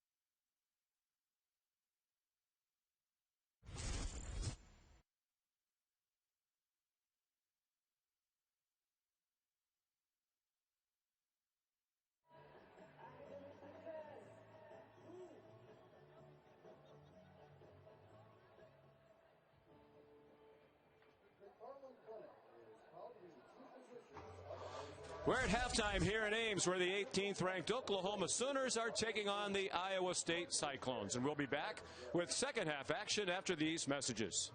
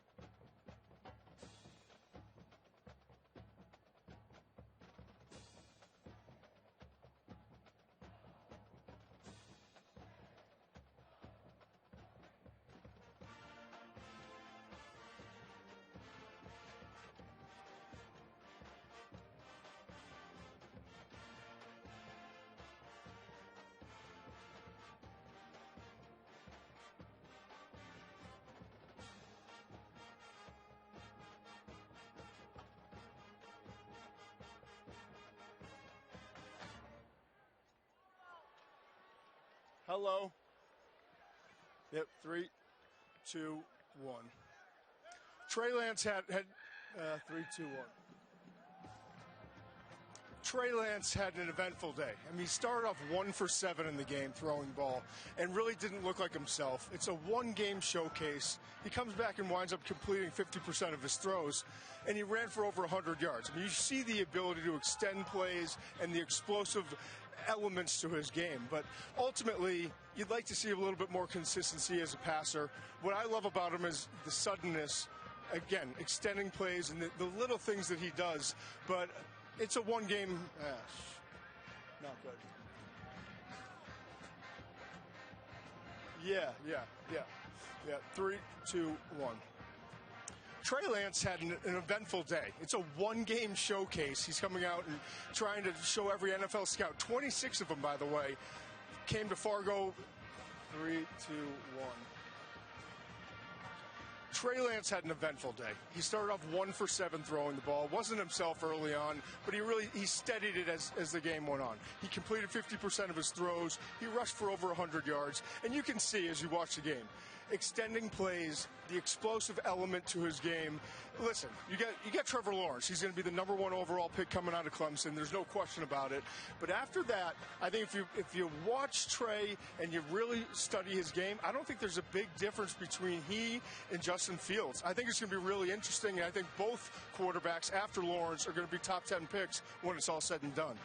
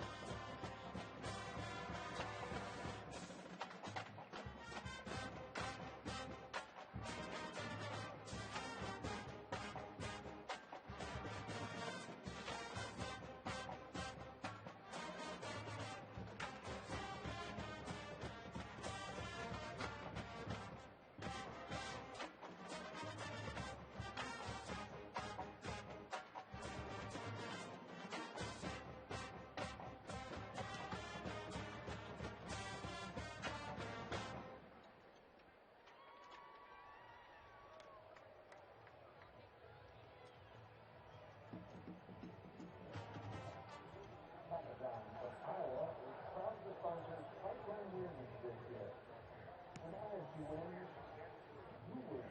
Courtesy of Papa John's of Iowa, a locally owned and operated franchise. Get a large one-coffee pizza for $6.99 a Monday following the win.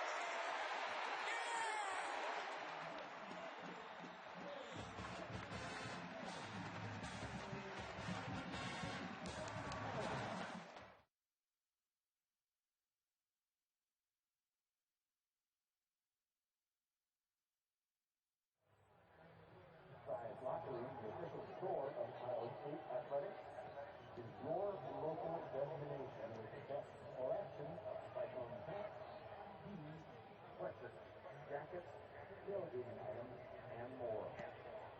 That size locker room helps you find the fit and the look to represent your cyclone.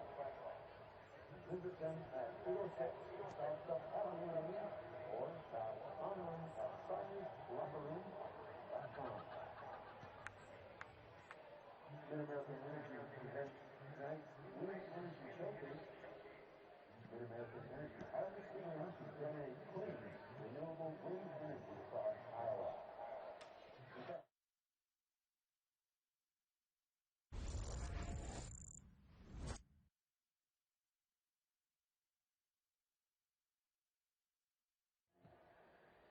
plus, more than $20 million was spent last year in local taxes on its imperative help to fund roads, bridges, first responders, and schools. Clean, renewable energy is immensely good for Iowa. To learn more about our commitment to renewable wind energy, visit midamericanenergy.com.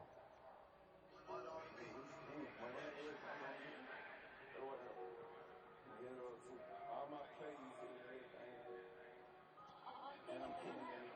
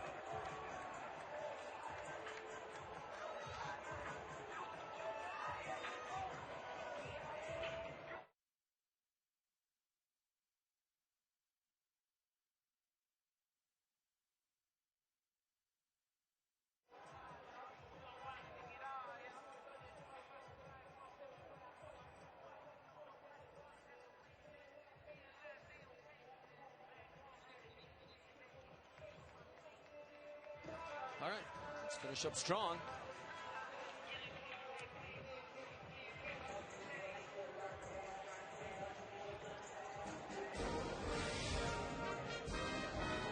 You're watching Saturday Night Football presented by Capital One. This is the Big 12 on ESPN. Oklahoma, winners of the last 5 Big 12 conference titles, leading here in Ames, Iowa 17-13 over Iowa State. We head for the start of the third quarter. Sean McDonough with Todd Blackledge. Down on the field, it's Todd McShay and Molly McGrath. Nice first half for Spencer Rattler, the Oklahoma redshirt freshman quarterback. Went 13 for 17 for 201. Yeah, I'd say he is as good as advertised. I mean, he was very comfortable up until the last part of that second quarter when Iowa State was able to pressure him a little bit. Gabe Burkich kicks off. Nay and Wangu is going to bring it out. And he got stood up as he got to the 20, and then he said, I'm going to stand you up, to a couple of the Sooners. Woody Washington went for a ride before finally getting him down. Here's the Pacific Life game summary.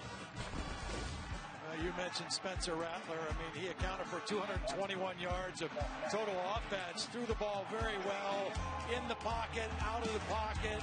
Never seemed to get flustered. Ran for a touchdown. Actually ran the ball 5 times. And then the last possession of the half for Iowa State, they finally got some things going. A missed tackle resulted in a long run. Little trickeration. The double pass got him inside the red zone, and then they scored after that on the Brees Hall run to make it 17-13. On first down, Brock Purdy. That was a nifty play.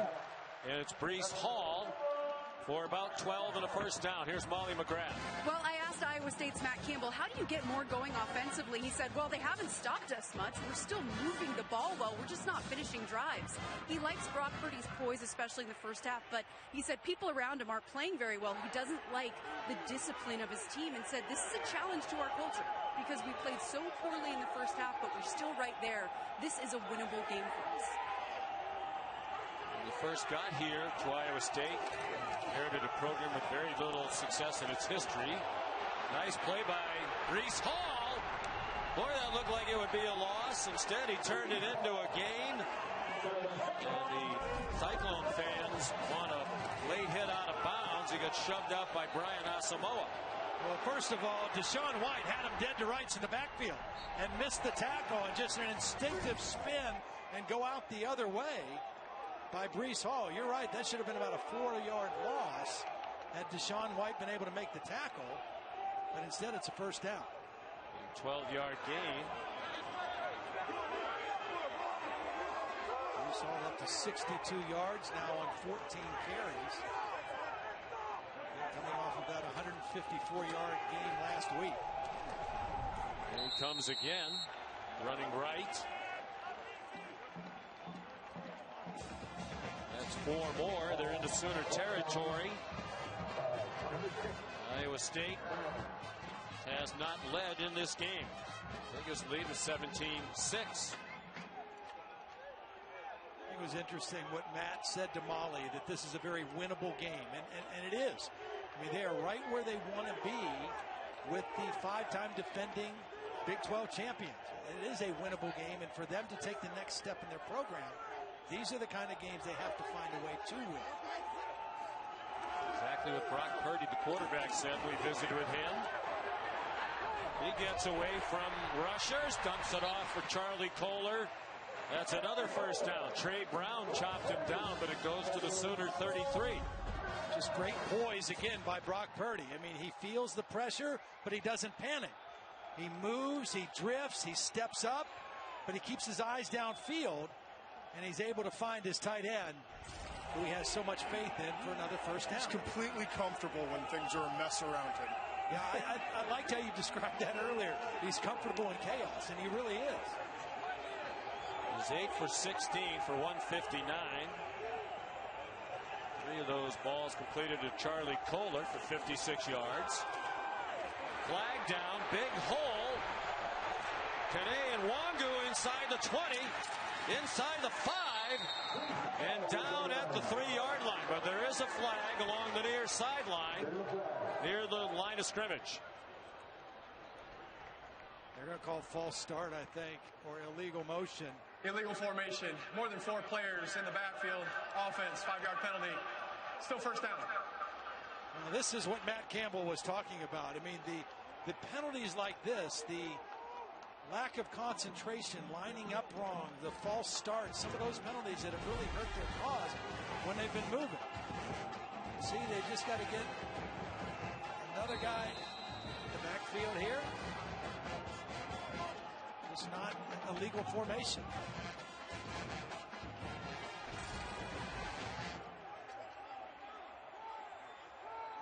That's the 5th penalty on Iowa State. Back to the 38. Some late pressure from Asamoah was picked up, and the pass incomplete, but here come flags against Oklahoma's Trey Brown. Well, this is a great for Xavier Hutchinson, pardon me, Todd. Great job by Brees Hall. Watch him come Pass over and pick up number the pressure. 6. Defense, 15-yard penalty, automatic first down. That enables Purdy to stand in there and make the throw.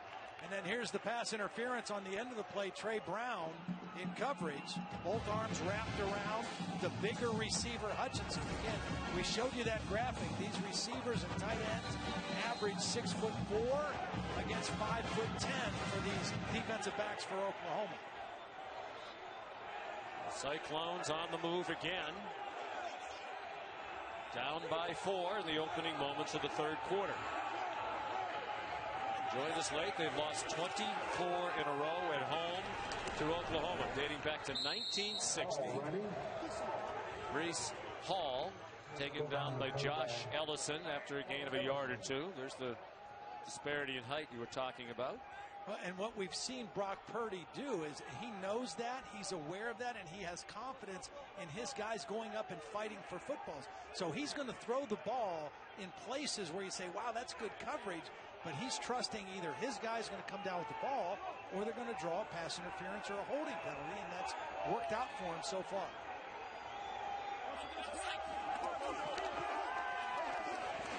Purdy off his back foot, throws it up for grabs, and it's batted down.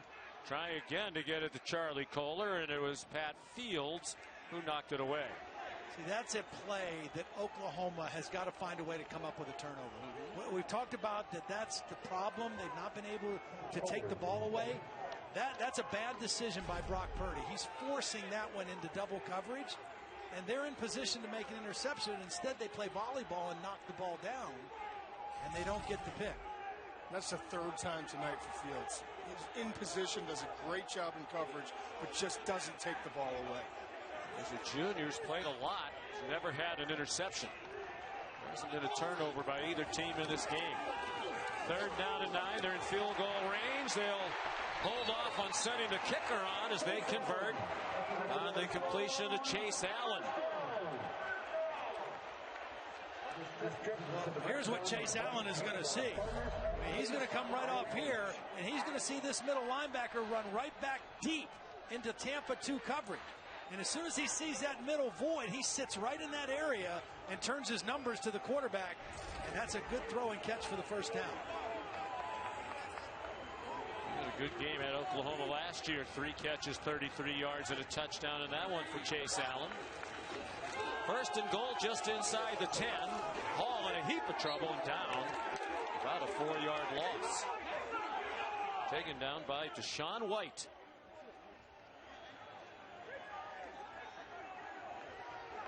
That was quite a push by LaRon Stokes, too, who's in there, number 96. I mean, he just pushed that offensive line back into the backfield, really disrupted the timing and the rhythm of that play.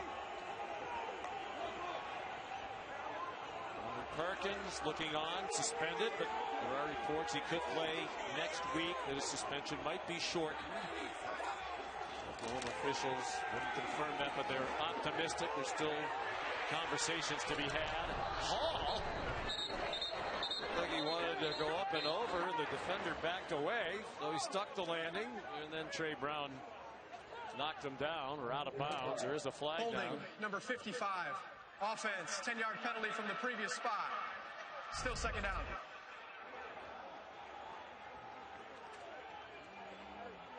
They both jumped. They met in midair. But the hold was definitely on Daryl Simmons, the right guard, number 55, that's going to bring this one back. And again, another costly penalty that takes away a positive game play for Iowa State. I just wonder how many penalties like that they can survive to stop themselves. Molly McGrath said Matt Campbell at the half, not pleased with the discipline of his team. Penalized 6 times. Second and goal from back beyond the 20. Purdy on the run off the hands of his intended receiver, Landon Akers. Oklahoma's coaching staff calling for holding again. You know, when you have a quarterback like Purdy who leaves the pocket as often as he does, those linemen, they kind of get lost. They don't know where their quarterback is, and they instinctively reach and grab trying to protect because the defender knows where he's running to the quarterback. The offensive lineman doesn't know, is he in the pocket? Has he left the pocket? Where is he? That's why you see a lot of those holding penalties, and Oklahoma's staff thought there was another one on back-to-back plays. Not lined up yet, and the play clock is down to 4. 2. Matt Campbell called timeout. Just the penalties and the disjointedness that the penalties have created with this possession has been troublesome. Timeout on the field.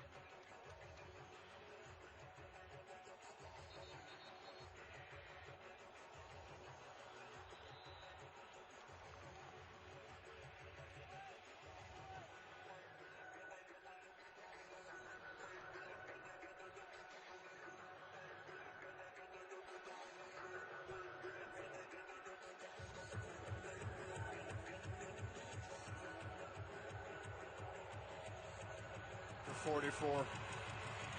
We're back in Ames, Iowa. 3rd down and goal for the Cyclones at the Oklahoma 24.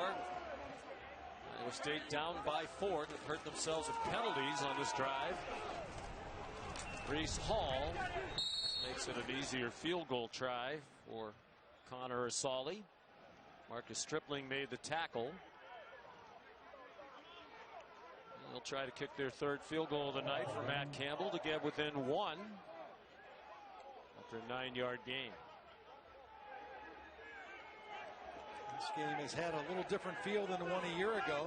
Big leads by Oklahoma 2 different times of 21 points. Both teams scoring in the 40s. Much better defense all the way around on both sides in this one. Very good kickers in this game. Asali's 2 for 2 tonight, and now 3 for 3 as he kicks a 32-yard field goal. So they were down 17-6. They scored 10 unanswered points, and it's a 1-point game as we approach the midpoint of the third quarter. Now we get to see Spencer Rattler again. As we mentioned, that first half, he was pretty good. Accounted for 221 yards. And again, his maturity. I mean, he's moving the safety. He's holding the safety. He knows he's throwing deep to Rambo. This was early in the game. Just a perfect over-the-shoulder throw. Now watch him carry out the fake. He doesn't rush it. He holds the linebackers with the run fake and then zips it in with that quick release to Stogner. And then again, we've seen him use his feet. 5 carries, not by design, all scrambles, making people miss. He had the touchdown. He has really helped the offensive cause for Oklahoma by being a runner tonight, more so than he's done in his first 2 starts. Well, that's exactly what I talked to Lincoln Riley about. He said, you know, there have been missed opportunities, but Spencer Rattler's playing well, and his ability to run is opening things up for us. We need him to scramble when they drop 8, so he'll continue to do that. And Riley acknowledged they've gone into the locker room with the lead and lost it, so his message is we have to play to our standard in the second half. We can't be comfortable with this lead, and he wants them to keep attacking, Sean. Molly will get the ball for the first time in the half. Ogamba kickoff brought back by Charleston Rambo. There is a flag down. It might be an offside against Iowa State as the flag is down where they kicked it off from.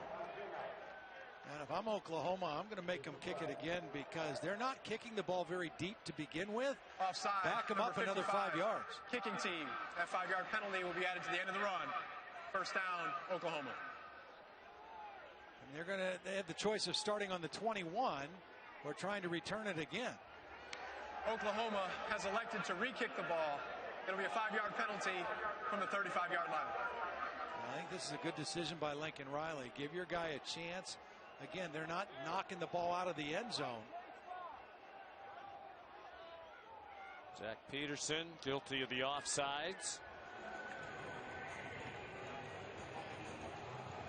Again, one of the hallmarks of Matt Campbell's team's discipline.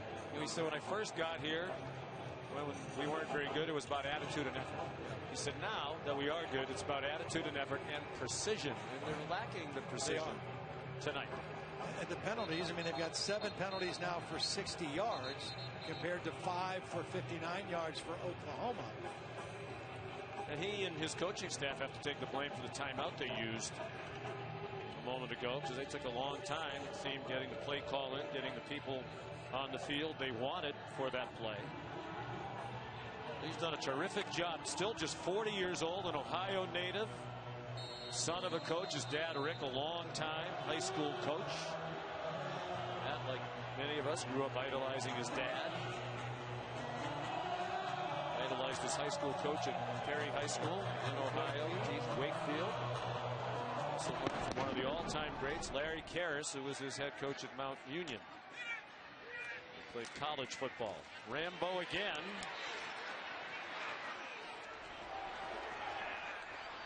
Did pretty well. But out of bounds near the 35-yard line. Again, we invite you to kick off your NFL Sunday, 10 o'clock tomorrow morning. The Countdown crew on ESPN, the ESPN app. Lots of news. Of course, the big news today, Cam Newton reportedly testing positive for COVID-19. They'll have the latest on that and everything else you need to know. And then, of course, Monday Night Football, the Falcons and the Packers. 8 o'clock Eastern Time.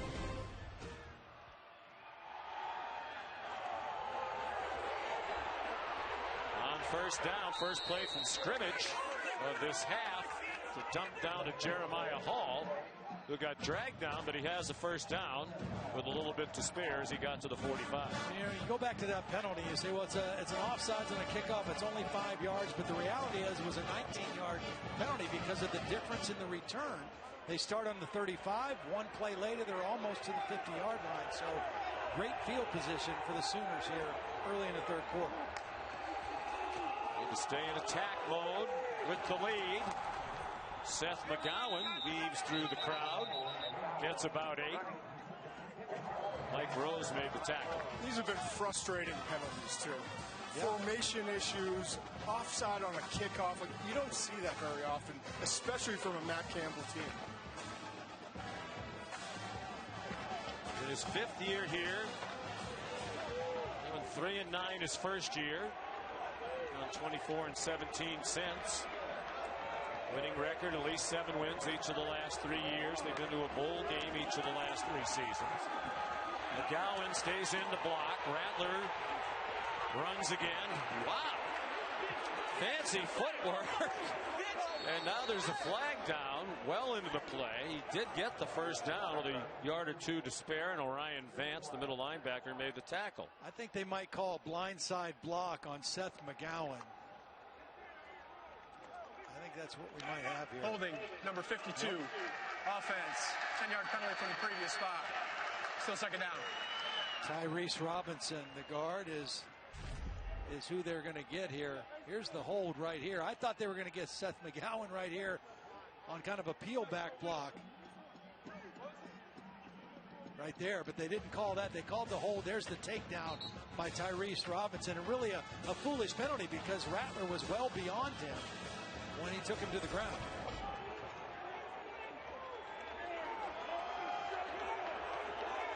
Penalties hurting both sides. The 6th Oklahoma penalty, 69 yards. Rambo retreating and dragged down by Orion Vance, the redshirt junior from Cedar Rapids, Iowa.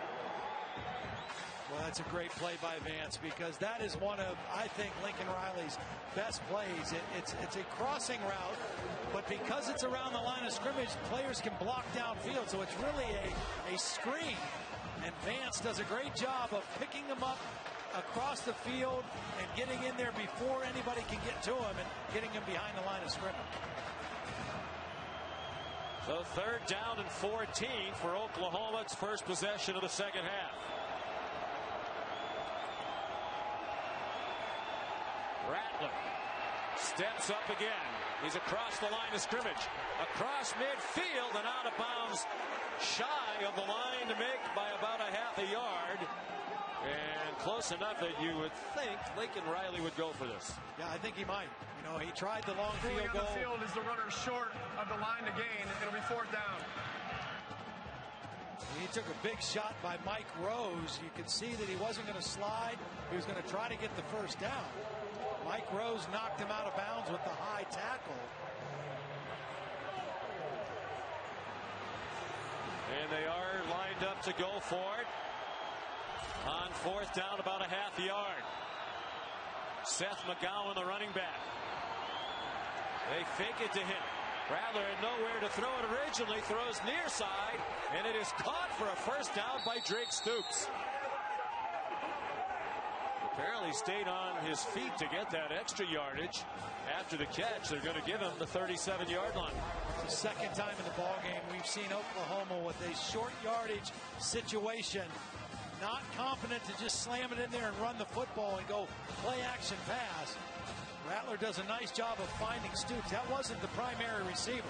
He was an outlet, and he found Stoops for the first down. The son of the all-time leader in coaching wins at Oklahoma, Bob Stoops, drinking a big game last week against K-State.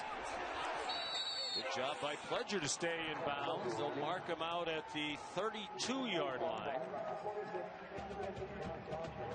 So he got 5. Oklahoma over 100 yards rushing now, 102. Where I really thought for them to win the game tonight, they're going to have to be around that 175 yards or better mark. Coming coming into the game only averaging 127 yards rushing, which is well below what they have been used to the last few years.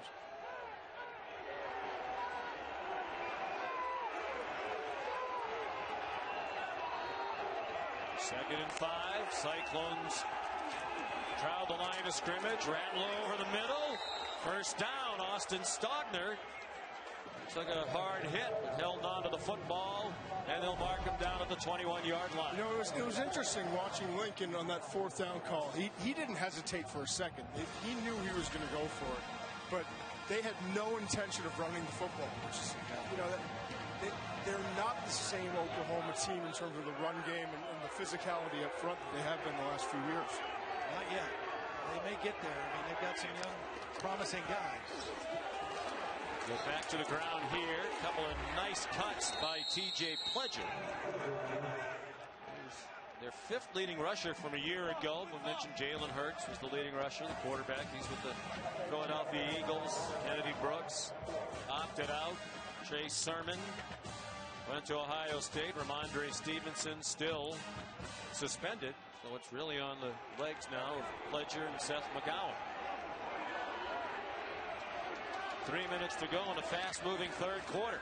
Teams had it only once in this quarter. Rattler tucks it down again.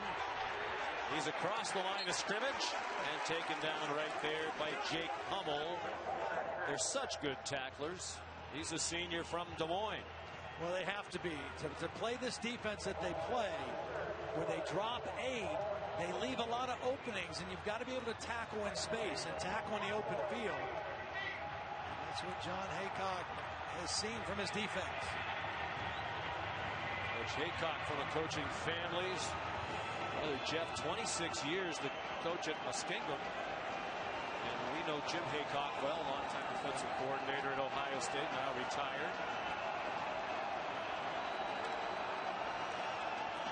Here's a big third down and 5. Rattler fires to the end zone off the hands of Obi Obialo.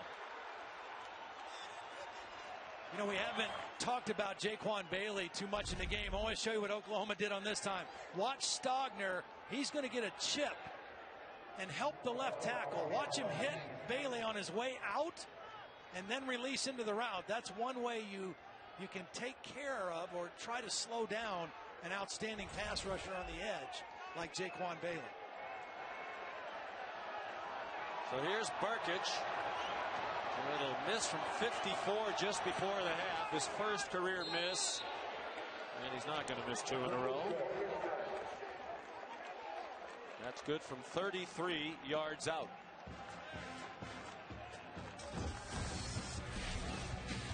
Well, it was close. Beautiful tight spiral thrown by a Rattler. Obialo couldn't catch it in the end zone. They settled for 3.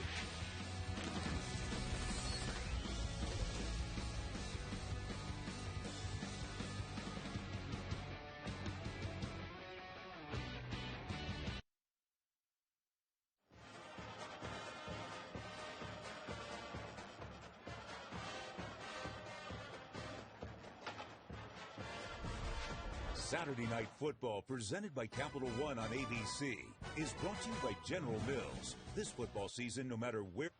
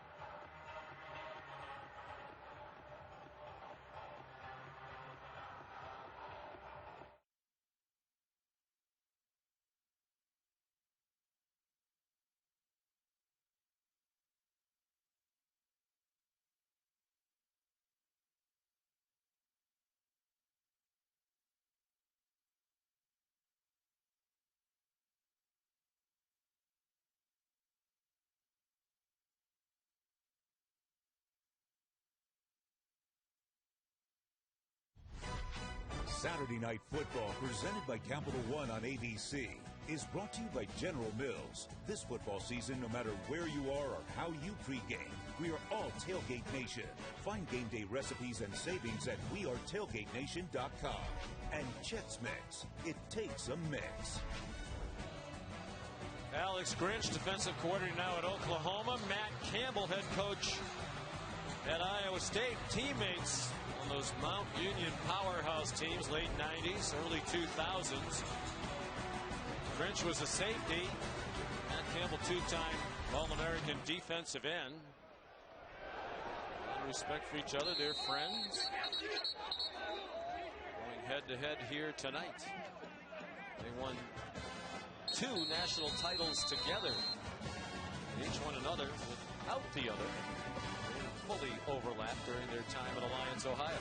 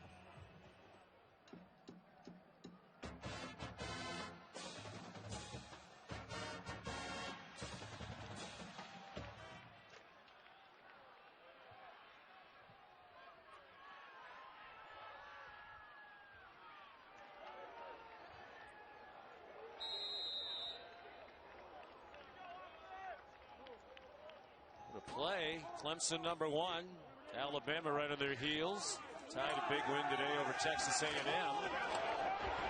Brock Purdy throwing deep into double coverage.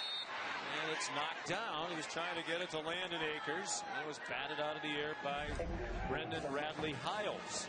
He got hit right as he threw, and that ball kind of sailed on him.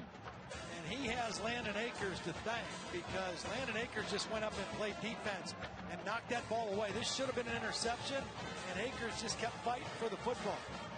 See, he wasn't able to step into that throw, so it kind of fluttered on him a little bit and hung in the air. And again, very lucky that he didn't get picked off. Not been a turnover in this game. Purdy on the run too high. Threw it over the head of Xavier Hutchinson. Each team has had it once prior to this possession for Iowa State. Iowa State on 11 plays, but at 41 yards of gains negated by penalties, settled for a field goal. And Oklahoma's only possession of this quarter was 11 plays and a field goal. Still a 4-point game, right where we were at the half. This is where Brock Purdy has to be very smart with the football. 3rd and long, tight, low-scoring game. Each team has punted only once. Purdy lost the football. I believe he got it back after Nick Bonito stripped it. He did. It's a rare 3 and out, as they'll punt for just the 2nd time tonight. Again, this is a kid who thinks he can make plays all the time. He's comfortable in chaos, but he was careless with the football there. He almost got picked on an earlier play, and he almost lost a fumble there. And I really think a turnover is going to be the big difference in a game like this right now. And that's exactly what he said to us, too. When we talked to him, he said, the young me wants to make the big play on 3rd and long. But the older me, I'm trying to learn to check down and make smart decisions. Long chat here about the flag. Good stop by the Oklahoma defense. Now Iowa State on 3rd down, 4 of 9. Crowd getting a little restless. Holding, number 6. Defense. Wow. 10-yard penalty from the previous spot results in a 1st down. Oh, my God. Please reset the game clock to 1 minute 36 seconds, please. Boy, we have seen costly penalties on both teams. There's the hold immediately. Trey Brown holding on Sean Shaw as he's trying to escape. He's holding him the whole time. My question would be, why did it take so long to sort that out? It's huge. And now each team's been penalized 7 times instead of a 3 and out. The possession continues. Cyclones from their own 35-yard line, ticking down to a minute and a half to go in the 3rd quarter. Well, they reestablish Breece Hall. They faked it to him. Here's the big hitter, and it's going to be the first lead of the night for Iowa State. Xavier Hutchinson, who turned down Oklahoma and came to Iowa State, gives the Cyclones the lead on a 65-yard play. Watch the fake by Purdy. That fake is going to hold all these guys, and he's got single coverage out here on the corner. Jaden Davis, the fake holds everybody. There's nobody in the middle of the field. Hutchinson beats Jaden Davis, and the rest is history. But the fake by Brock Purdy brought up all those defenders and opened the middle of the field beautifully.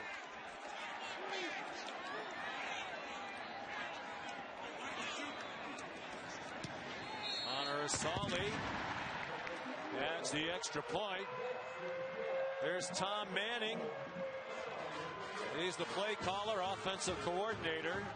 Mount Union people everywhere you look here tonight. He played at Mount Union and started his high school career coaching at Jackson High School in Massillon, Ohio, where Matt Campbell's dad was then the principal. He had left the coaching profession.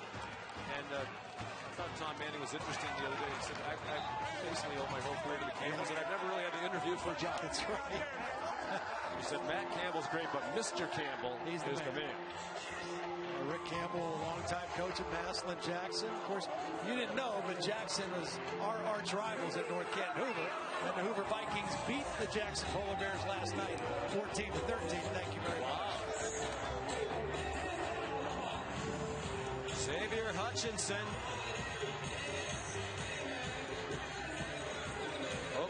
came at him hard, but he had already committed to Iowa State, and he honored that commitment, trying to be a part of the first home win for ISU over Oklahoma since 1960. They've lost 24 in a row here to the Sooners. Eddie Ogamba, the kickoff. Like Rambo had a hard time picking that one up. Well, will it be shades of last week when they had a 21-point lead at home against Kansas State? And K-State rallied with 24 unanswered points. Took the lead for good on a 50-yard field goal by Blake Lynch. Skylar Thompson was outstanding. The quarterback for K-State. Was their first road win ever against the top 3 ranked team. And they beat the Sooners for the second year in a row. They beat them last year in Manhattan. Well, and it was big plays that their defense gave up in that second half, just like the one we just saw. Single coverage, don't make the tackle, and the result is a long touchdown and the first lead for Iowa State. Well, trailing for the first time tonight. Rattler gets rattled by a blitz off the corner from Eric Horn. He never saw it. He is reading the left side of the formation. Usually with a right-handed quarterback, you're going to see this blitz. But watch Spencer Rattler's eyes are looking left the whole way. He never feels the blitz, and he's lucky he holds on to the football. Loss of 8. First sack of the night for either team. Quarterbacks have done a great job dodging pressure all night and avoiding the sacks. Play clock down to 3. 2nd and 18. Rattler bought plenty of time for himself. Fires and too low. Coming open was Theo Howard, the transfer from UCLA. He's going to get bailed out because we're going to see another late hit on Iowa State after the ball was thrown.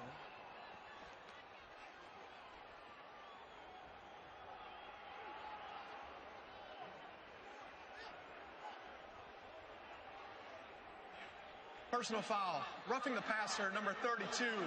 Defense with targeting. 15-yard penalty, automatic first down. Previous play is under review.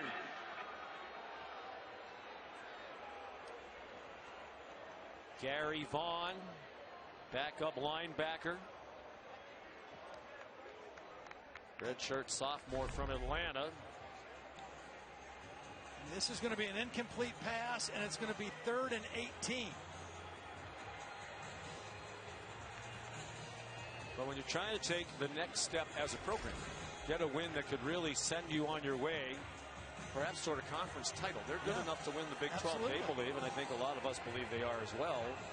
Those are the things you absolutely can't do. Let's bring in Matt Austin from his home in Charlotte. Matt, what'd you think here? You like the targeting? Well, call? I really like it as a roughing the passer. It is definitely late. Then the hit is high against the defensive player. I'm not really sure that the contact is to the head or neck area. It looks like he gets him in the shoulder pad from the view that I'm looking at. And they have to. It looked like he hit him with his chest too, Matt. I mean, he didn't lower the head in any way. Didn't launch on him, but. I agree. Replay has to confirm all elements of the targeting, so I would not be surprised if this one is overturned. Well, we will have the roughing the passer, as it was a late hit. Boy, the costly nature of the penalties for both teams in the ball game so far. You think about the penalty on Oklahoma on the holding call on Trey Brown, and the next play, boom, they hit him for a touchdown. There's a letdown. The next play is a touchdown. This could have been an incomplete pass forcing 3rd and 18, and now you're going to give them a first down. That last angle we just saw makes it look more like targeting to me than the previous angles. But it's a close call.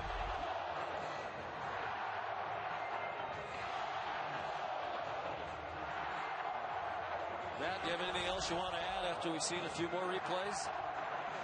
I still feel that it should be overturned. I think he does what we ask him to do. He gets his head to the side. He is a little bit high, but I don't think this rises to the level of targeting. In any case, what he should have done is run by the quarterback. There's no reason to hit him.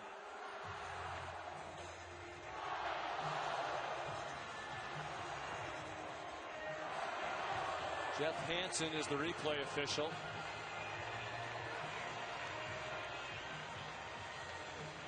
And he has taken a very long look at this. And referee Michael Vandervelde is still over at his screen looking at it.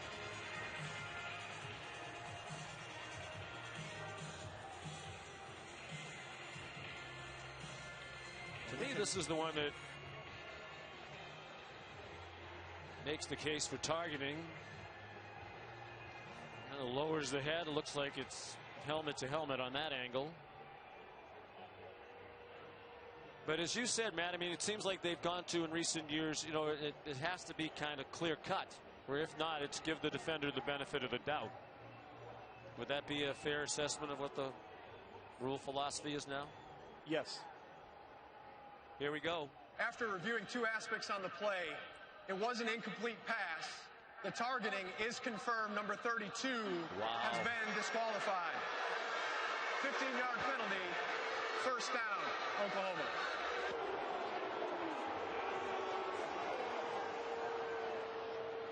Gary Vaughn disqualified. The new rule is he doesn't have to leave the bench area. He can stay on the sideline.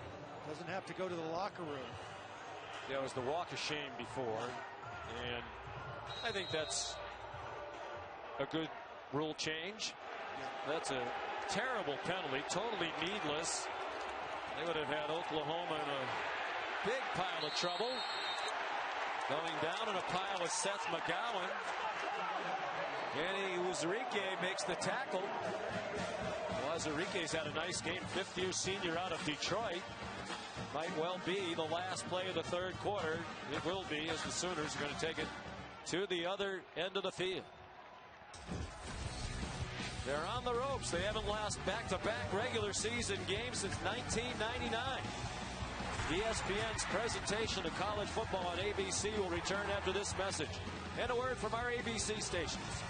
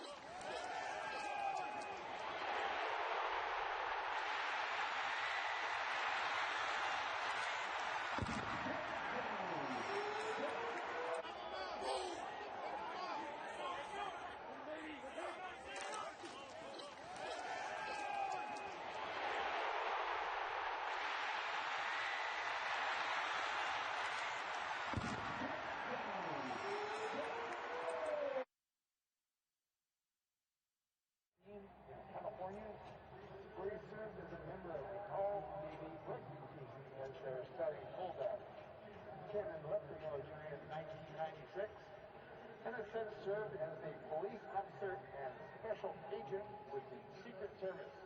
He currently serves as UBC's executive security for IB. Thank you for your service to the country, Shannon. And go Cyclones.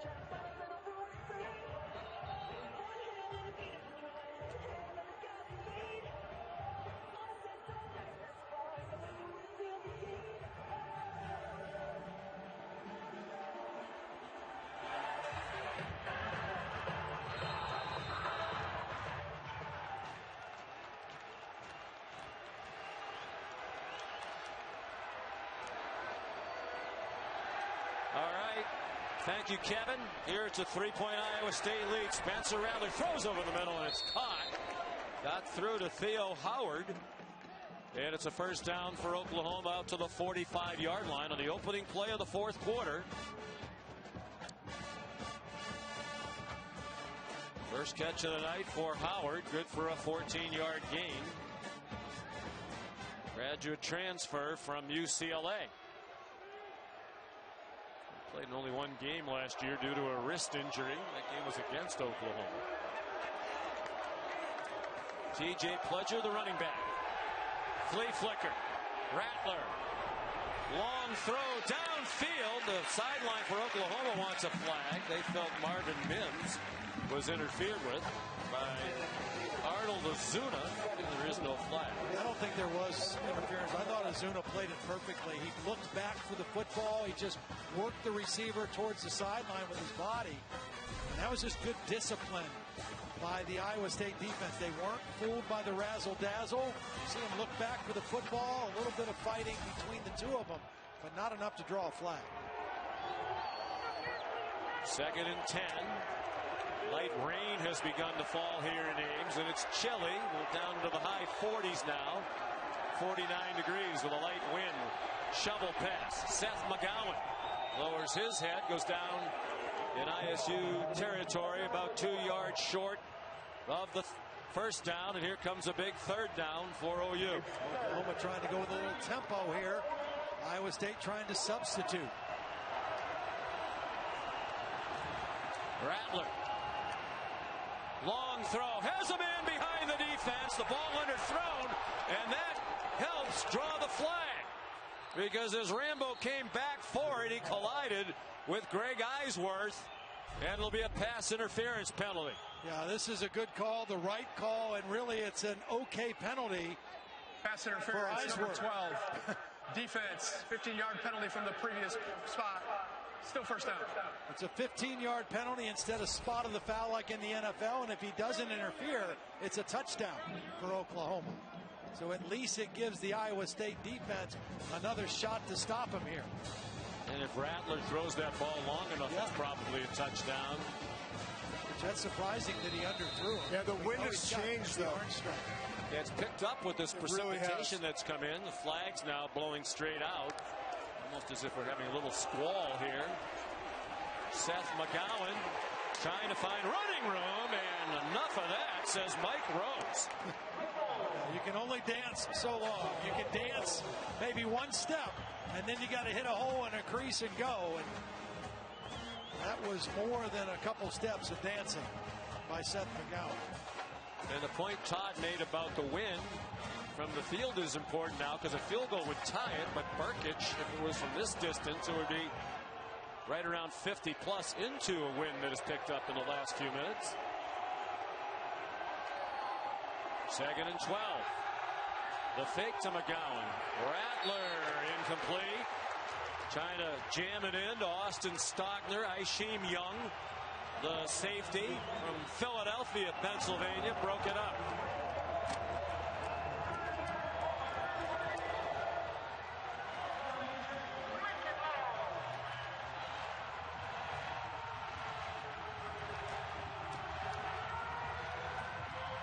Down and 12. 2 minutes into the fourth quarter. Iowa State leading by 3.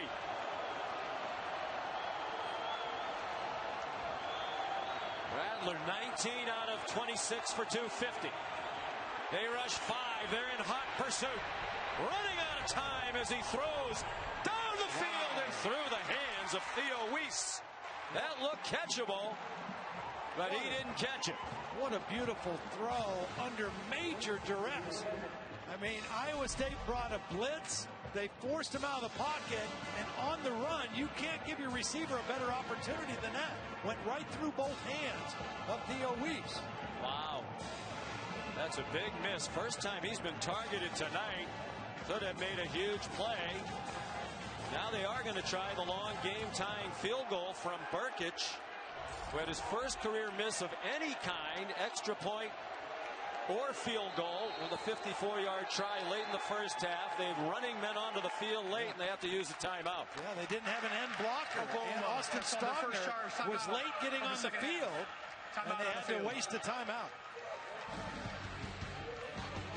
We'll come back to Ames, Iowa for the big field goal attempt to tie it for Burkett after this.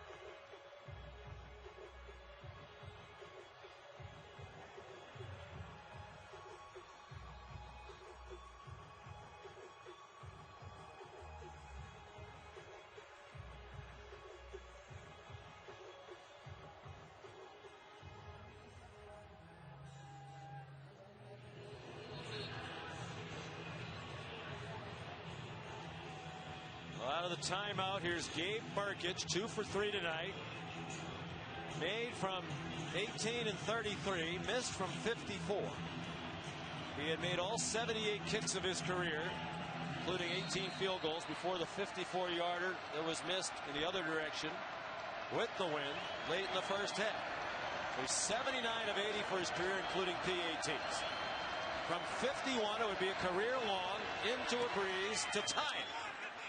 And he is right back on track and right down the middle. And we're tied at 23 apiece with 12:48 to go. Time to start a new streak. Well, Brock Purdy coming on the field again here after the kickoff. And as we've talked about him, he's a little bit of a riverboat gambler, and he's going to throw the ball up into traffic. Oklahoma, we've documented their troubles of not taking the ball away the last 2 seasons. They've had their chances. He's thrown it in the direction and into coverage, and Oklahoma has not been able to come away with the football. And that doesn't stop Brock Purdy. I mean, he doesn't get discouraged. He doesn't lose confidence. He hangs in there, and a little while ago, he threw this dart for the go-ahead touchdown. Oklahoma had their chances, were not able to capitalize with a turnover, and Brock Purdy got his team in the lead, and now it's tied at 23 apiece. And that was his 45th career touchdown pass. He's tied with Sam Richardson for second all-time in Cyclone history, career touchdown passes. Needs 5 more to tie the all-time leader, Brett Meyer, with 50. Almost certainly do that He stays healthy, beginning of his junior year here at Iowa State. A big kick by Burkett ties it, and now he kicks off low. And it'll be a touchback. Here's Molly McGrath on the field. Well, Sean, at the start of this quarter, Alex Grinch called his entire defense together. He was very spirited, yelling in players' faces, saying there is no scenario where we don't win in the fourth quarter. We cannot let that happen again. Pat Fields was also yelling at teammates, telling them this is the time to prove our heart, trying to incite some fight into this defense. Well, they had the 3-touchdown lead last week against Kansas State. That Oklahoma defense gave up 7 points on K-State's first 7 possessions of the game. Then they gave up 31 points on K-State's last 6. They've been pretty sound tonight. They've given up a few big plays. They've had a couple bad penalties, but they played pretty solid. Brock Purdy on first down. Gave it to Breece Hall, stacked up after a 1-yard gain. Been really good on the run. Only 72, 73 yards rushing for Iowa State in the ball game. Again, last year, Breece Hall had 110 yards. Iowa State had 195 yards rushing. So a much better effort against the run by Alex Grinch's defense tonight. You still get the feel that a turnover is going to swing the game. You know, there's not been one. It's a tight ball game. Penalties have hurt each team. Who can take the ball away from the other team? Hall stays on his feet, but didn't quite stay on the feet long enough to get the first down, but he got about 5 or 6 more than it looked like he might. Tripped up by Delarian Turner-Yell, the safety.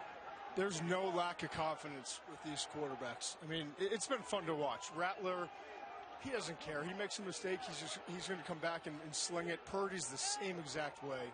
And you can just see that they're in control. It's going to be interesting to see how it finishes.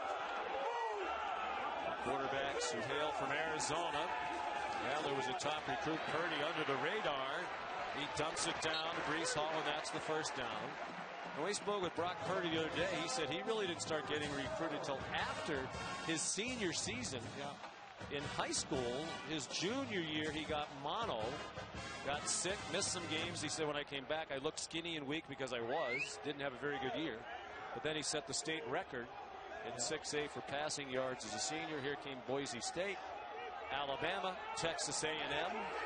He visited all of those schools, but he really liked what Matt Campbell was preaching, the chance to come to a place where they haven't done it before and do it. This is what he had in mind, a chance to beat a team like Oklahoma here tonight.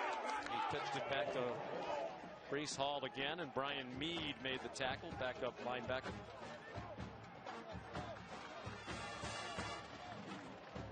Matt Campbell said, I did get a little nervous when I found out Purdy was going to visit Alabama. It's tough to say no. But they do have a chance to do something they haven't done, including tonight. Be their first win over Oklahoma here since 1960. If they could pull it off. 24 straight home losses to OU. Purdy! The ball is out! Knocked out of his hands! And there's that turnover you were talking about. Isaiah Thomas knocked it out. And Josh Ellison took it in for Oklahoma. That's the second takeaway of the season. Recovered by the defense. First down, Oklahoma. For the Sooner defense. Well, this pocket collapsed in a hurry. There's the strip sack on the outside by Isaiah Thomas. Ellison comes up with the football. The first turnover of the game. Right on time for the Oklahoma Sooners.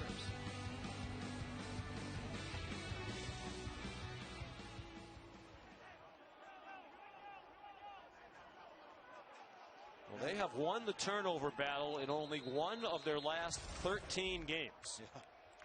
They're +1 tonight. If it stays this way, that was at Oklahoma State last year when they won 34-16 and were +2. They've either been even or usually minus in the turnover margin over that 13-game span.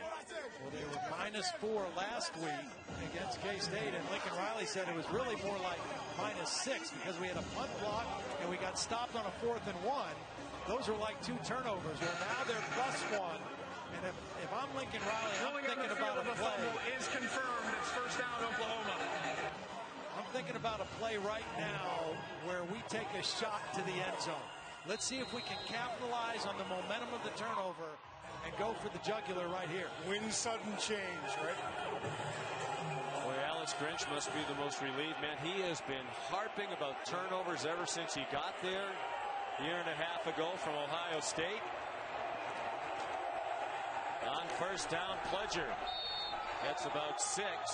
Only Rutgers, UTEP, Kansas, and NC State had fewer takeaways last year than Oklahoma. And still Oklahoma won the conference and went to the college football playoff.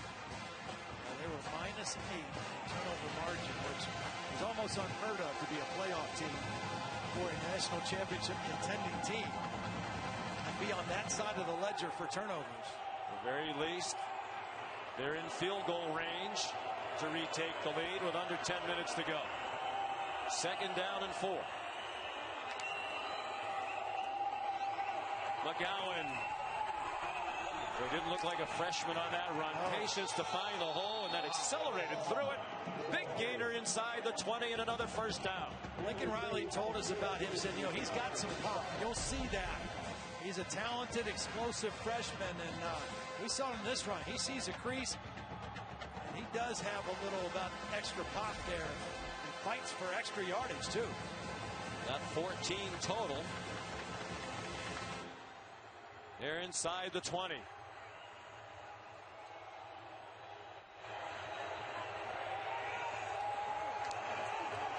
Minutes to go. Play fake by Rattler. Throws inside the 5. Stogner. It'll be first and goal from the 3. Beautiful work by Spencer Rattler. They go play action. They're going to pull the backside guard and tackle. But watch Rattler have to step up in the pocket and just buy himself a little time. Steps up. Steve Stogner gets him the football. Never loses his poise. Never breaks down on the play. 5 catches for Austin Stogner. He's the leading receiver in the game. Rattler up to 266 through the air. They like that fullback out in the flat. There he is. Yep. Looks like the touchdown earlier to Jeremiah Hall. That one was a 4-yarder. And this one gives Oklahoma the lead on a 3-yard Rattler to Hall touchdown pass. This one was easier than the first one. Here's Jeremiah Hall. Watch him just slip out. Jaquan Bailey wasn't sure whether to rush, go with the receiver. Nobody ran with them. That was Mike Rose getting there late, and that's obviously a breakdown on the Iowa State defense on that goal line play. And if you know they like that play, you would think Iowa State had a pretty good idea, especially since they already ran that play for a touchdown in the first half or something similar to it. Well, you said it. The turnover, the first one of the game, might be the most important play, and right now it is. Thomas, the strip, and they converted it in to 7. 30-23 Oklahoma, 8:17 to go in Ames.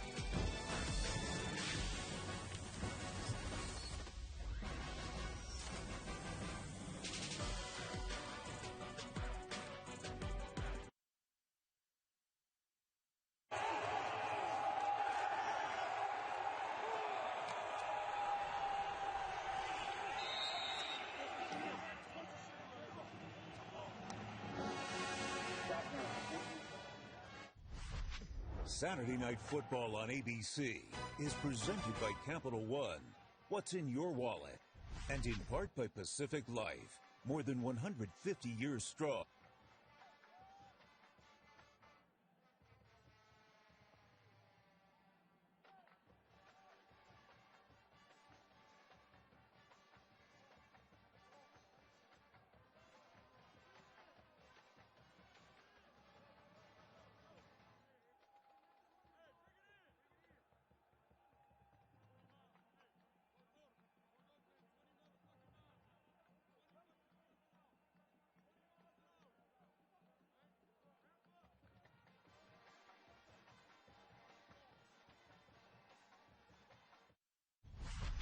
Saturday Night Football on ABC is presented by Capital One.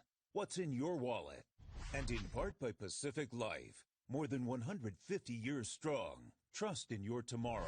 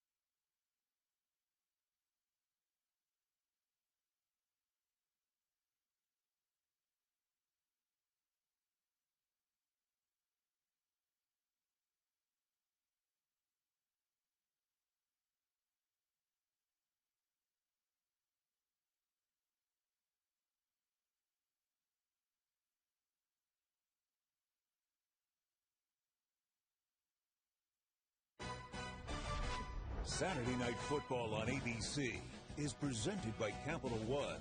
What's in your wallet? And in part by Pacific Life. More than 150 years strong. Trust in your tomorrow. Spencer Rattler, the redshirt freshman from Phoenix, Arizona, looking very much like the young man who was the consensus #1 quarterback in the country coming out of high school. He's 21 for 29 for 269 and 2 touchdowns, including the go-ahead pass to Jeremiah Hall. Both of them have been short throws to Hall for the 2 touchdown passes. Kene Nwangu across midfield. Burkett, the kicker, couldn't get him. Ken Washington, he shoves him out of bounds. But what a return by Kene Nwangu. He is very confident as a kick returner. We saw him take one 3 yards deep earlier in the ball game. This is a return set up on the left side all the way across the field. You see him outrun the angle of Burkett, and Woody Washington lucky to knock him out of bounds. But what an answer for the Iowa State Cyclones. After giving up the touchdown after the turnover, they are right in the red zone for Brock Purdy in the Cyclone offense. 85-yard kickoff return for Nwangu, fifth-year senior from Frisco, Texas. Came into tonight for his career, averaging 26.1 per kickoff return in his career, 5th best among all active players in the country. That's one of the biggest of his career. Breece Hall, who was having his left ankle taped while Oklahoma was scoring that go-ahead touchdown. He gets 2. Under 8 minutes to go. Oklahoma back on top by 7. Sean White made the tackle on Hall. Been a long time since they got it to Charlie Kohler. He was a frequent target early in the game. Oklahoma's defense paying a lot of attention to him. Here's Kohler, jump ball, and they throw a flag.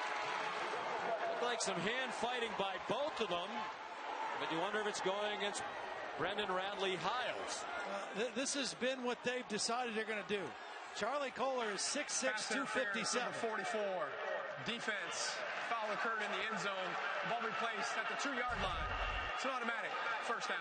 Brendan Radley-Hiles is listed at 5'9", 180. I think he's even shorter than that. I'm going to go 5'7". He's grabbing, he's fighting, he's clawing. He's got no chance. And credit Brock Purdy for just putting that ball in a position where his guy can go and either catch it or draw that penalty. And now they've got the ball at the 2-yard line. 8th Oklahoma penalty for 88 yards. Iowa State's been flagged 9 times for 90.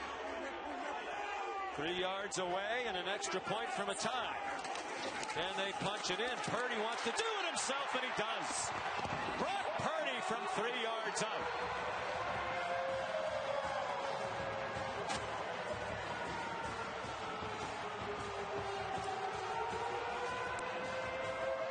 And the Purdy family celebrates They're not used to this kind of weather in Arizona, especially not in October.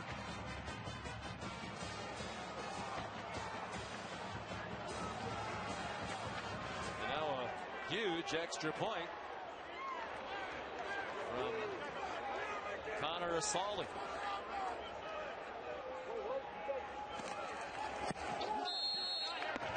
And it is good. All set up by the big kickoff return. Chene Nwangu. Great speed. His 10th career kickoff return of more than 40 yards. And then from just inside the 3, officially a 2-yard touchdown for Brock Purdy.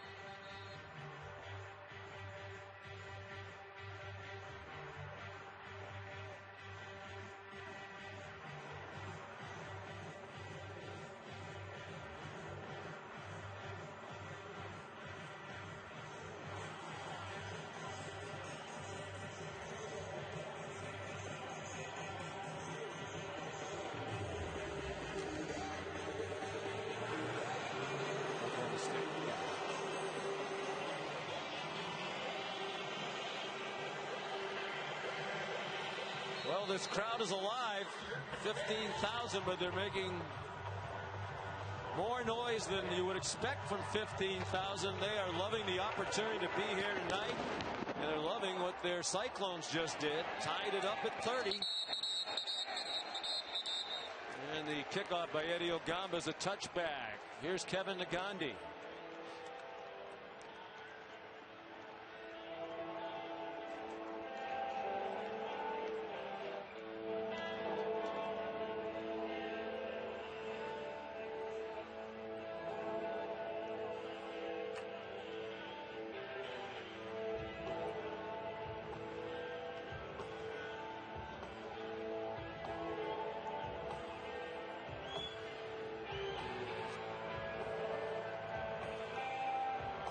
Yeah, we're not surprised by that, I don't think, Kevin. We saw Tulsa. They should have won that opening game at Oklahoma State.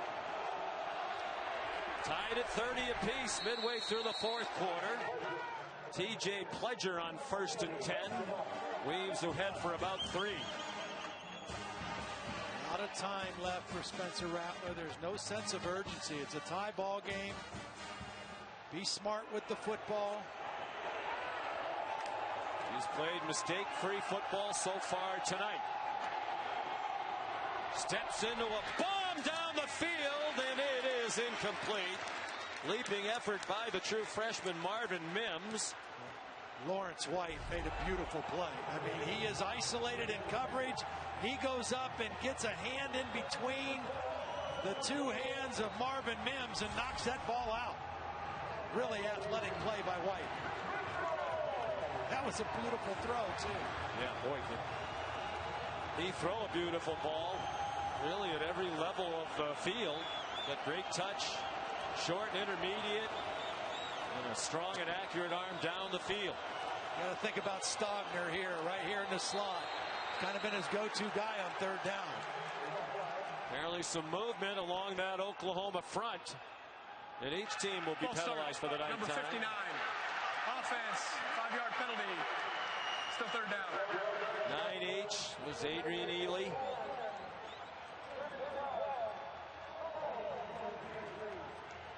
And again, you say, well, that's not a big penalty, 5 yards, but it is big because now it's 3rd and 12.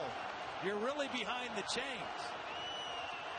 John Haycock rushed 4, and they get to Rattler. Back inside the 20. Mike Rose leading the way, the linebacker on the blitz. They have been very timely when they've decided to blitz. Here's Mike Rose coming here. They're bringing pressure from the outside. They're coming after the young quarterback. They drop a defensive lineman into coverage.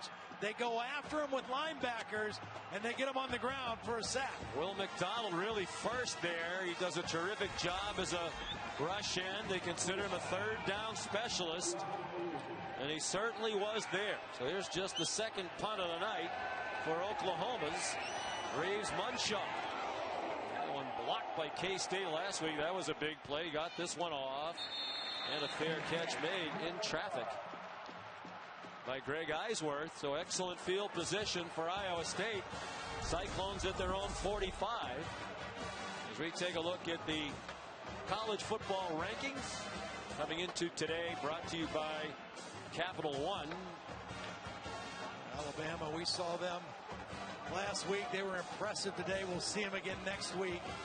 Their defense is much different right now than they were a year ago, thanks to the return of Dylan Moses more than anything. Florida off to a very strong start. Yes. Kyle Trask has emerged as a Heisman Trophy contender. 6:02 to go.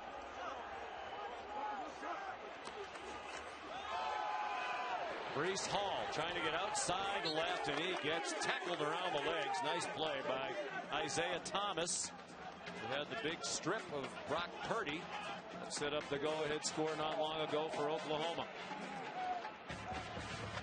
This is a tough situation for Tom Manning. You know, it's a tie ball game. You got to score again. You can't get complacent here. You can't get conservative. You got to believe that Oklahoma has got a few tricks left up their sleeve. Got to find a way to position your team to score one more time here. Purdy, beautiful throw on the quick slant to Charlie Kohler. The Oklahoma fan growing up, grew up right in Norman. His parents both worked at the University of Oklahoma.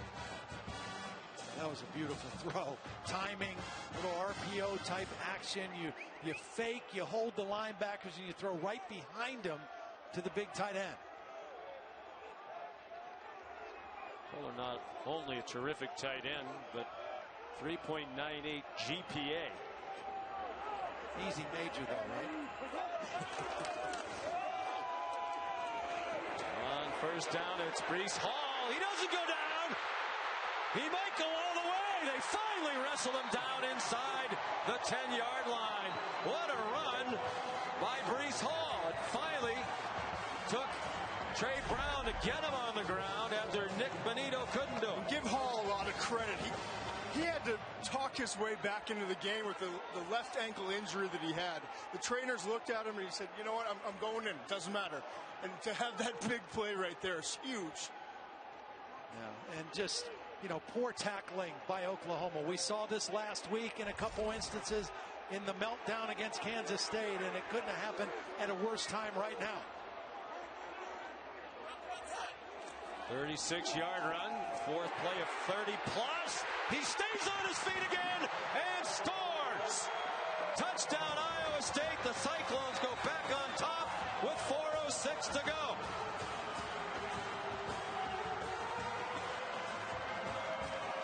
Credit Tom Manning, Brock Purdy, and this Iowa State offense for keeping the pedal to the metal, staying aggressive, running right at this Oklahoma defense. And for the first time tonight, this Oklahoma defense has the look of defeat a little bit.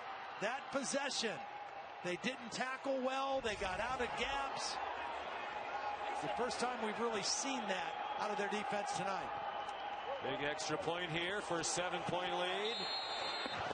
Honor Asali, it's up and good. Breece Hall quiet for a lot of the night, but he stepped to the forefront when his team needed him most. Showed some great balance on that drive. He's rushed for 129 and 2 touchdowns. Iowa State, are they 4:06 away from their first win over OU here since 1960?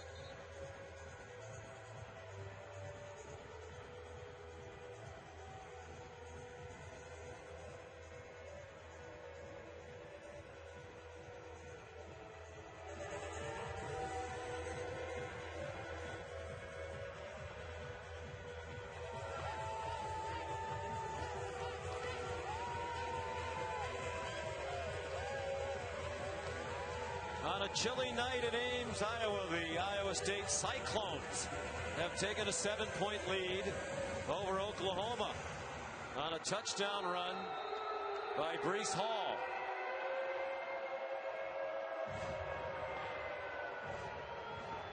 Eddie Ogamba kicks off to Charleston Rambo. He's going to try it from the goal line. Can the Sooners get a big kickoff return? Yes, they can. Very nicely done across the 35-yard line, where Arnold Ozuna made the tackle. Here's another Pacific Life game summary.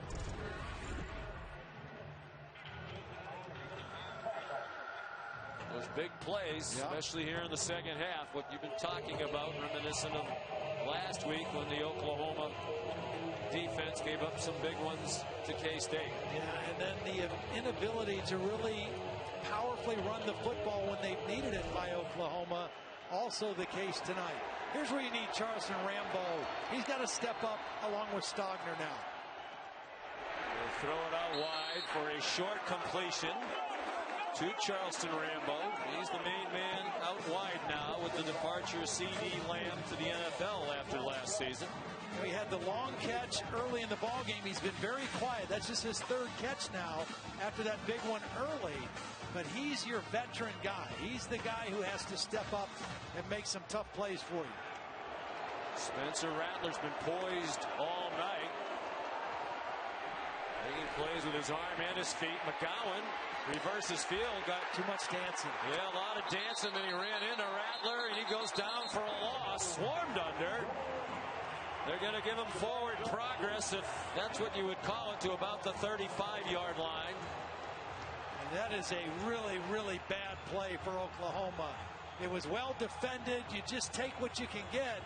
But instead, you put your quarterback and your pass offense in a very difficult third down situation. Iowa State has chosen to bring pressure the last couple third downs. Let's see what they do here. 2:45 to go. 2 timeouts for each team. 3rd down and 10. Coming again. Rattler, man open short of the first down. And Theo Weiss can't get there. He had the huge drop, if you will, on a ball that went through his hands not long ago. Will McDonald took him down, and what will Lincoln Riley do now? Looks like they'll go for it with the clock running. And John Haycock with one of the biggest defensive calls of his career.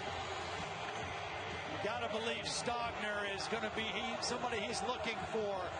Here he is right here, the big tight end in the slot. He's a big target, a reliable target. And you also have Spencer Rattler, who's shown he can run if he needs to. Play clock down to 2. They've taken all kinds of time. And now a timeout called by Iowa State. Iowa State has called their second charge timeout of the second half. 30 seconds in length.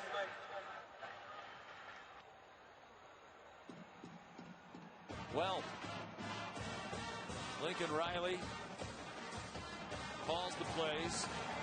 And when we spoke with John Haycock yesterday about Riley's reputation being a great play caller, Haycock said that's well earned. This is a huge call for both of the decision makers right here. Yeah, and you know, last week against K-State, he made a decision to punt late and trust his defense to get another stop. They did get the ball back, but not until there was 49 seconds left in the game. I don't think he wants to repeat that. I think he feels like he needs to go for it here, try to convert, and try to let his offense stay on the field right now.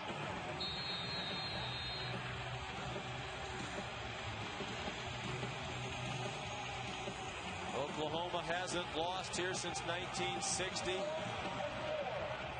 3 days before John F. Kennedy was elected President of the United States. Coach Haycock trying to get one defender off the field. Oklahoma hasn't lost back-to-back regular season games since 1999. They need to convert. Did he hang on? Yes, he did. Moving on the field is a completed pass. First down, Oklahoma. Charleston Rambo to the 49-yard line. Did he have possession as he went across the boundary? I think he did. That yes, he did. Clean. Huge conversion, 8 yards. But they're stopping the play for another Iowa State timeout. Iowa State has called their third and final charge timeout of the second half. Lincoln Riley is livid right now. He wanted to go tempo and keep it going. Well, and the interesting thing, Todd, is when we talked to John Haycock, one of the things he said about playing this defense in this style was to put 11 on and not get burned like that by trying to substitute. In fact, he said the thing that really turned it was in 2016 against Oklahoma. They substituted a dime defense on the field, and they could never get the dime off until Oklahoma went down the field and scored because of their tempo. And he said, we can't do that anymore. And he said, we played too many downs with some of our best players not on the field. Right. And then we couldn't get them back out there. So we decided, let's go to a setup that will allow us to have our best 11 out there and keep them out there. Well, the last two plays, they have run somebody on and somebody off, trying to get the perfect personnel group out there on these critical 3rd down and 4th down plays. And they've had to waste their timeout. So if in the event that Iowa State has to get the ball back and the game is tied, they won't have any timeouts for their offense. Oklahoma, the situation now where the field goal does them no good. They need 51 more and an extra point to tie. T.J. Pledger slung down by Mike Rose to the 46-yard line of the Cyclones. Oklahoma going tempo, sense of urgency. They're down 7, but they also have 2 timeouts to use. On 2nd and 5. Pressure in his face. Rattler hit as he threw it, and it floats out of bounds in the direction of Jeremiah Hall. Now Mike Rose in the backfield again. They've been very aggressive coming after the young quarterback. You don't always know where the pressure's coming from. Mike Rose comes right inside, beats the block of the tailback Pledger, and forces Rattler to throw that one away. Pledger could have done a better job there. More time for Rattler. 3rd down and 5. 1:23 to go.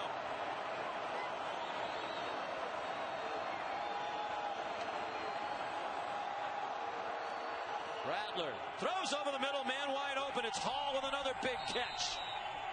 2 touchdown receptions for him tonight. That one just as big. They're down to the 34-yard line. Really nice concept that time between Hall and Stogner and Pledger. 3 receivers to that side.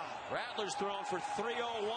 Looking deep. Looking into double coverage. And he made a critical mistake. It's intercepted by Aishim Young.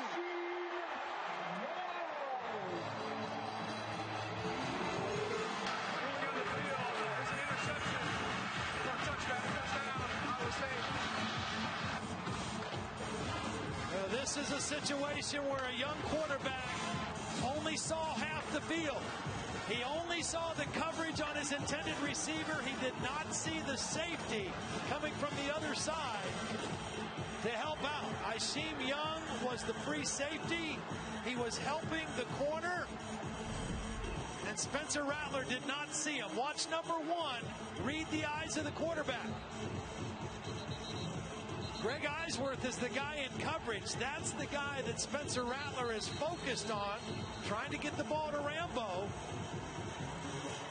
I think Lincoln Riley thought his man got held by Eisworth, but the problem was that Spencer Rattler never paid attention to Aishim Young, the safety, coming over from the middle.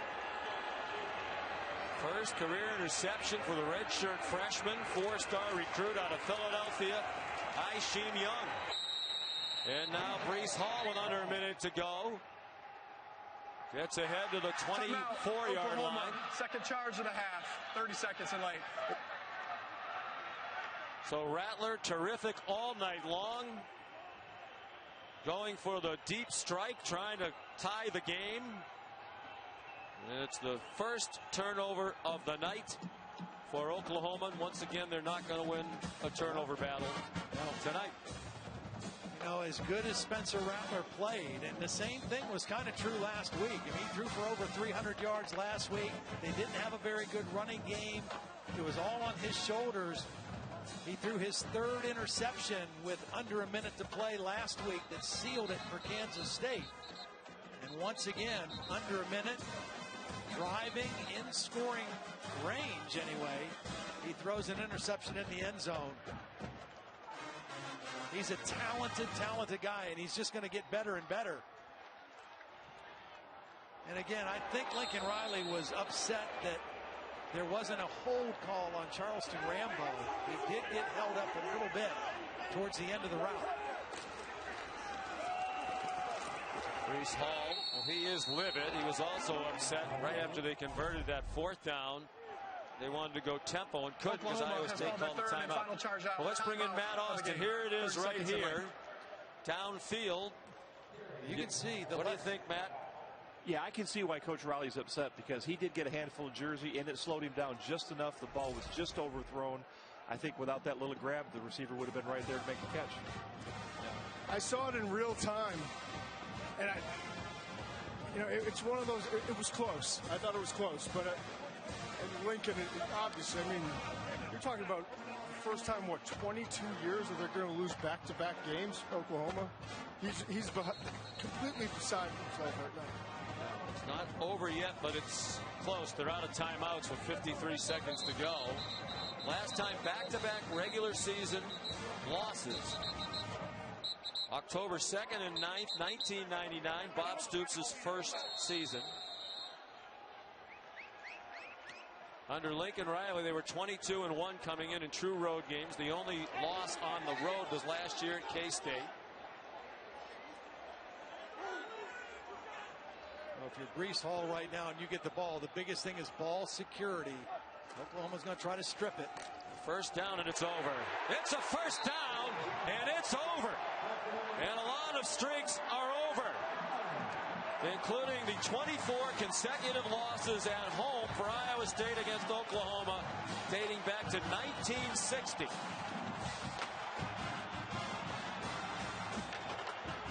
You can see the coaches on the sideline holding up the Y, the V, the victory formation. It's the greatest call you can make as an offensive coaching staff when you can get into this formation. It'll be the 24th win, only the 24th win ever for Iowa State against a ranked opponent, and 7 of them have come in the last 5 years under Matt Campbell. He has taken this program to places they haven't been very often.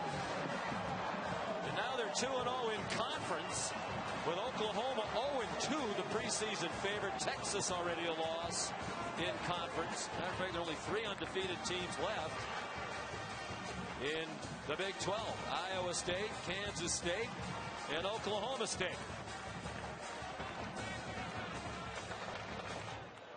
Brock Purdy said he came here to do things that have never been done. Well, what they did tonight hadn't been done here since 1960.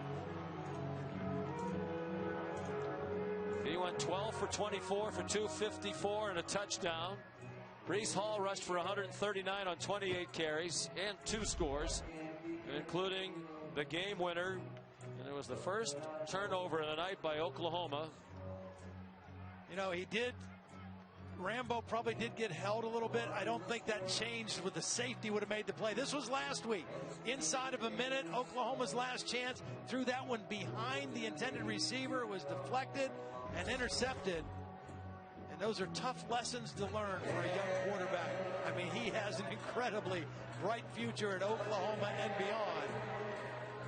But he'll grow from those mistakes last week and this week.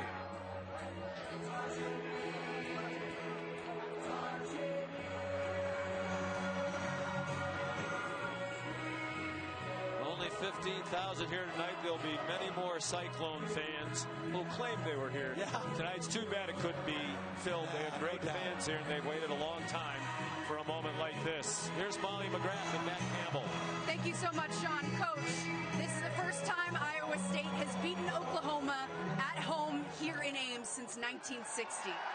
What is so special about this team? Why is this the group to make history? Well, honestly, it's our senior class. We've got 16 seniors that came here on really a hope and a dream that we could someday turn Iowa State football around. And, they came here at 3-9 and believed in us and believed in our vision, and they're beginning to make that vision become a reality. You've been building this program to this point. You look a little bit emotional. Yeah, my emotion is I'm probably more frustrated that I thought we could have played a lot better tonight. But the reality of it is our kids gutted it out, gave ourselves a chance to win the game. And, we just got to keep building. This is a team and a program that we got to get better every week if we have a chance to be what we want to become. Yeah, you said you want this team to take the next step. That starts with beating Oklahoma. But what is next? What can this year's team accomplish? You know, honestly, what's next is a really good Texas Tech team. And, you know, unfortunately here at Iowa State, you got to take it one day at a time. You must get better. And if you don't, then you're never going to reach your full potential. So we just got to keep growing and see where our growth takes us. All right. Thank you. Congrats on the win, Thank Coach. You. One of the bright young coaches in the country's had interest from the NFL. Was reportedly a candidate Florida State and Arkansas, but he shunned all interest to stay here because he believes it can get done here. And they are getting it done to the delight of Cyclone Nation. What a night for Brock Purdy and the Cyclones. They win 37-30. For Todd, Molly, Sean McDonough saying good night from Ames.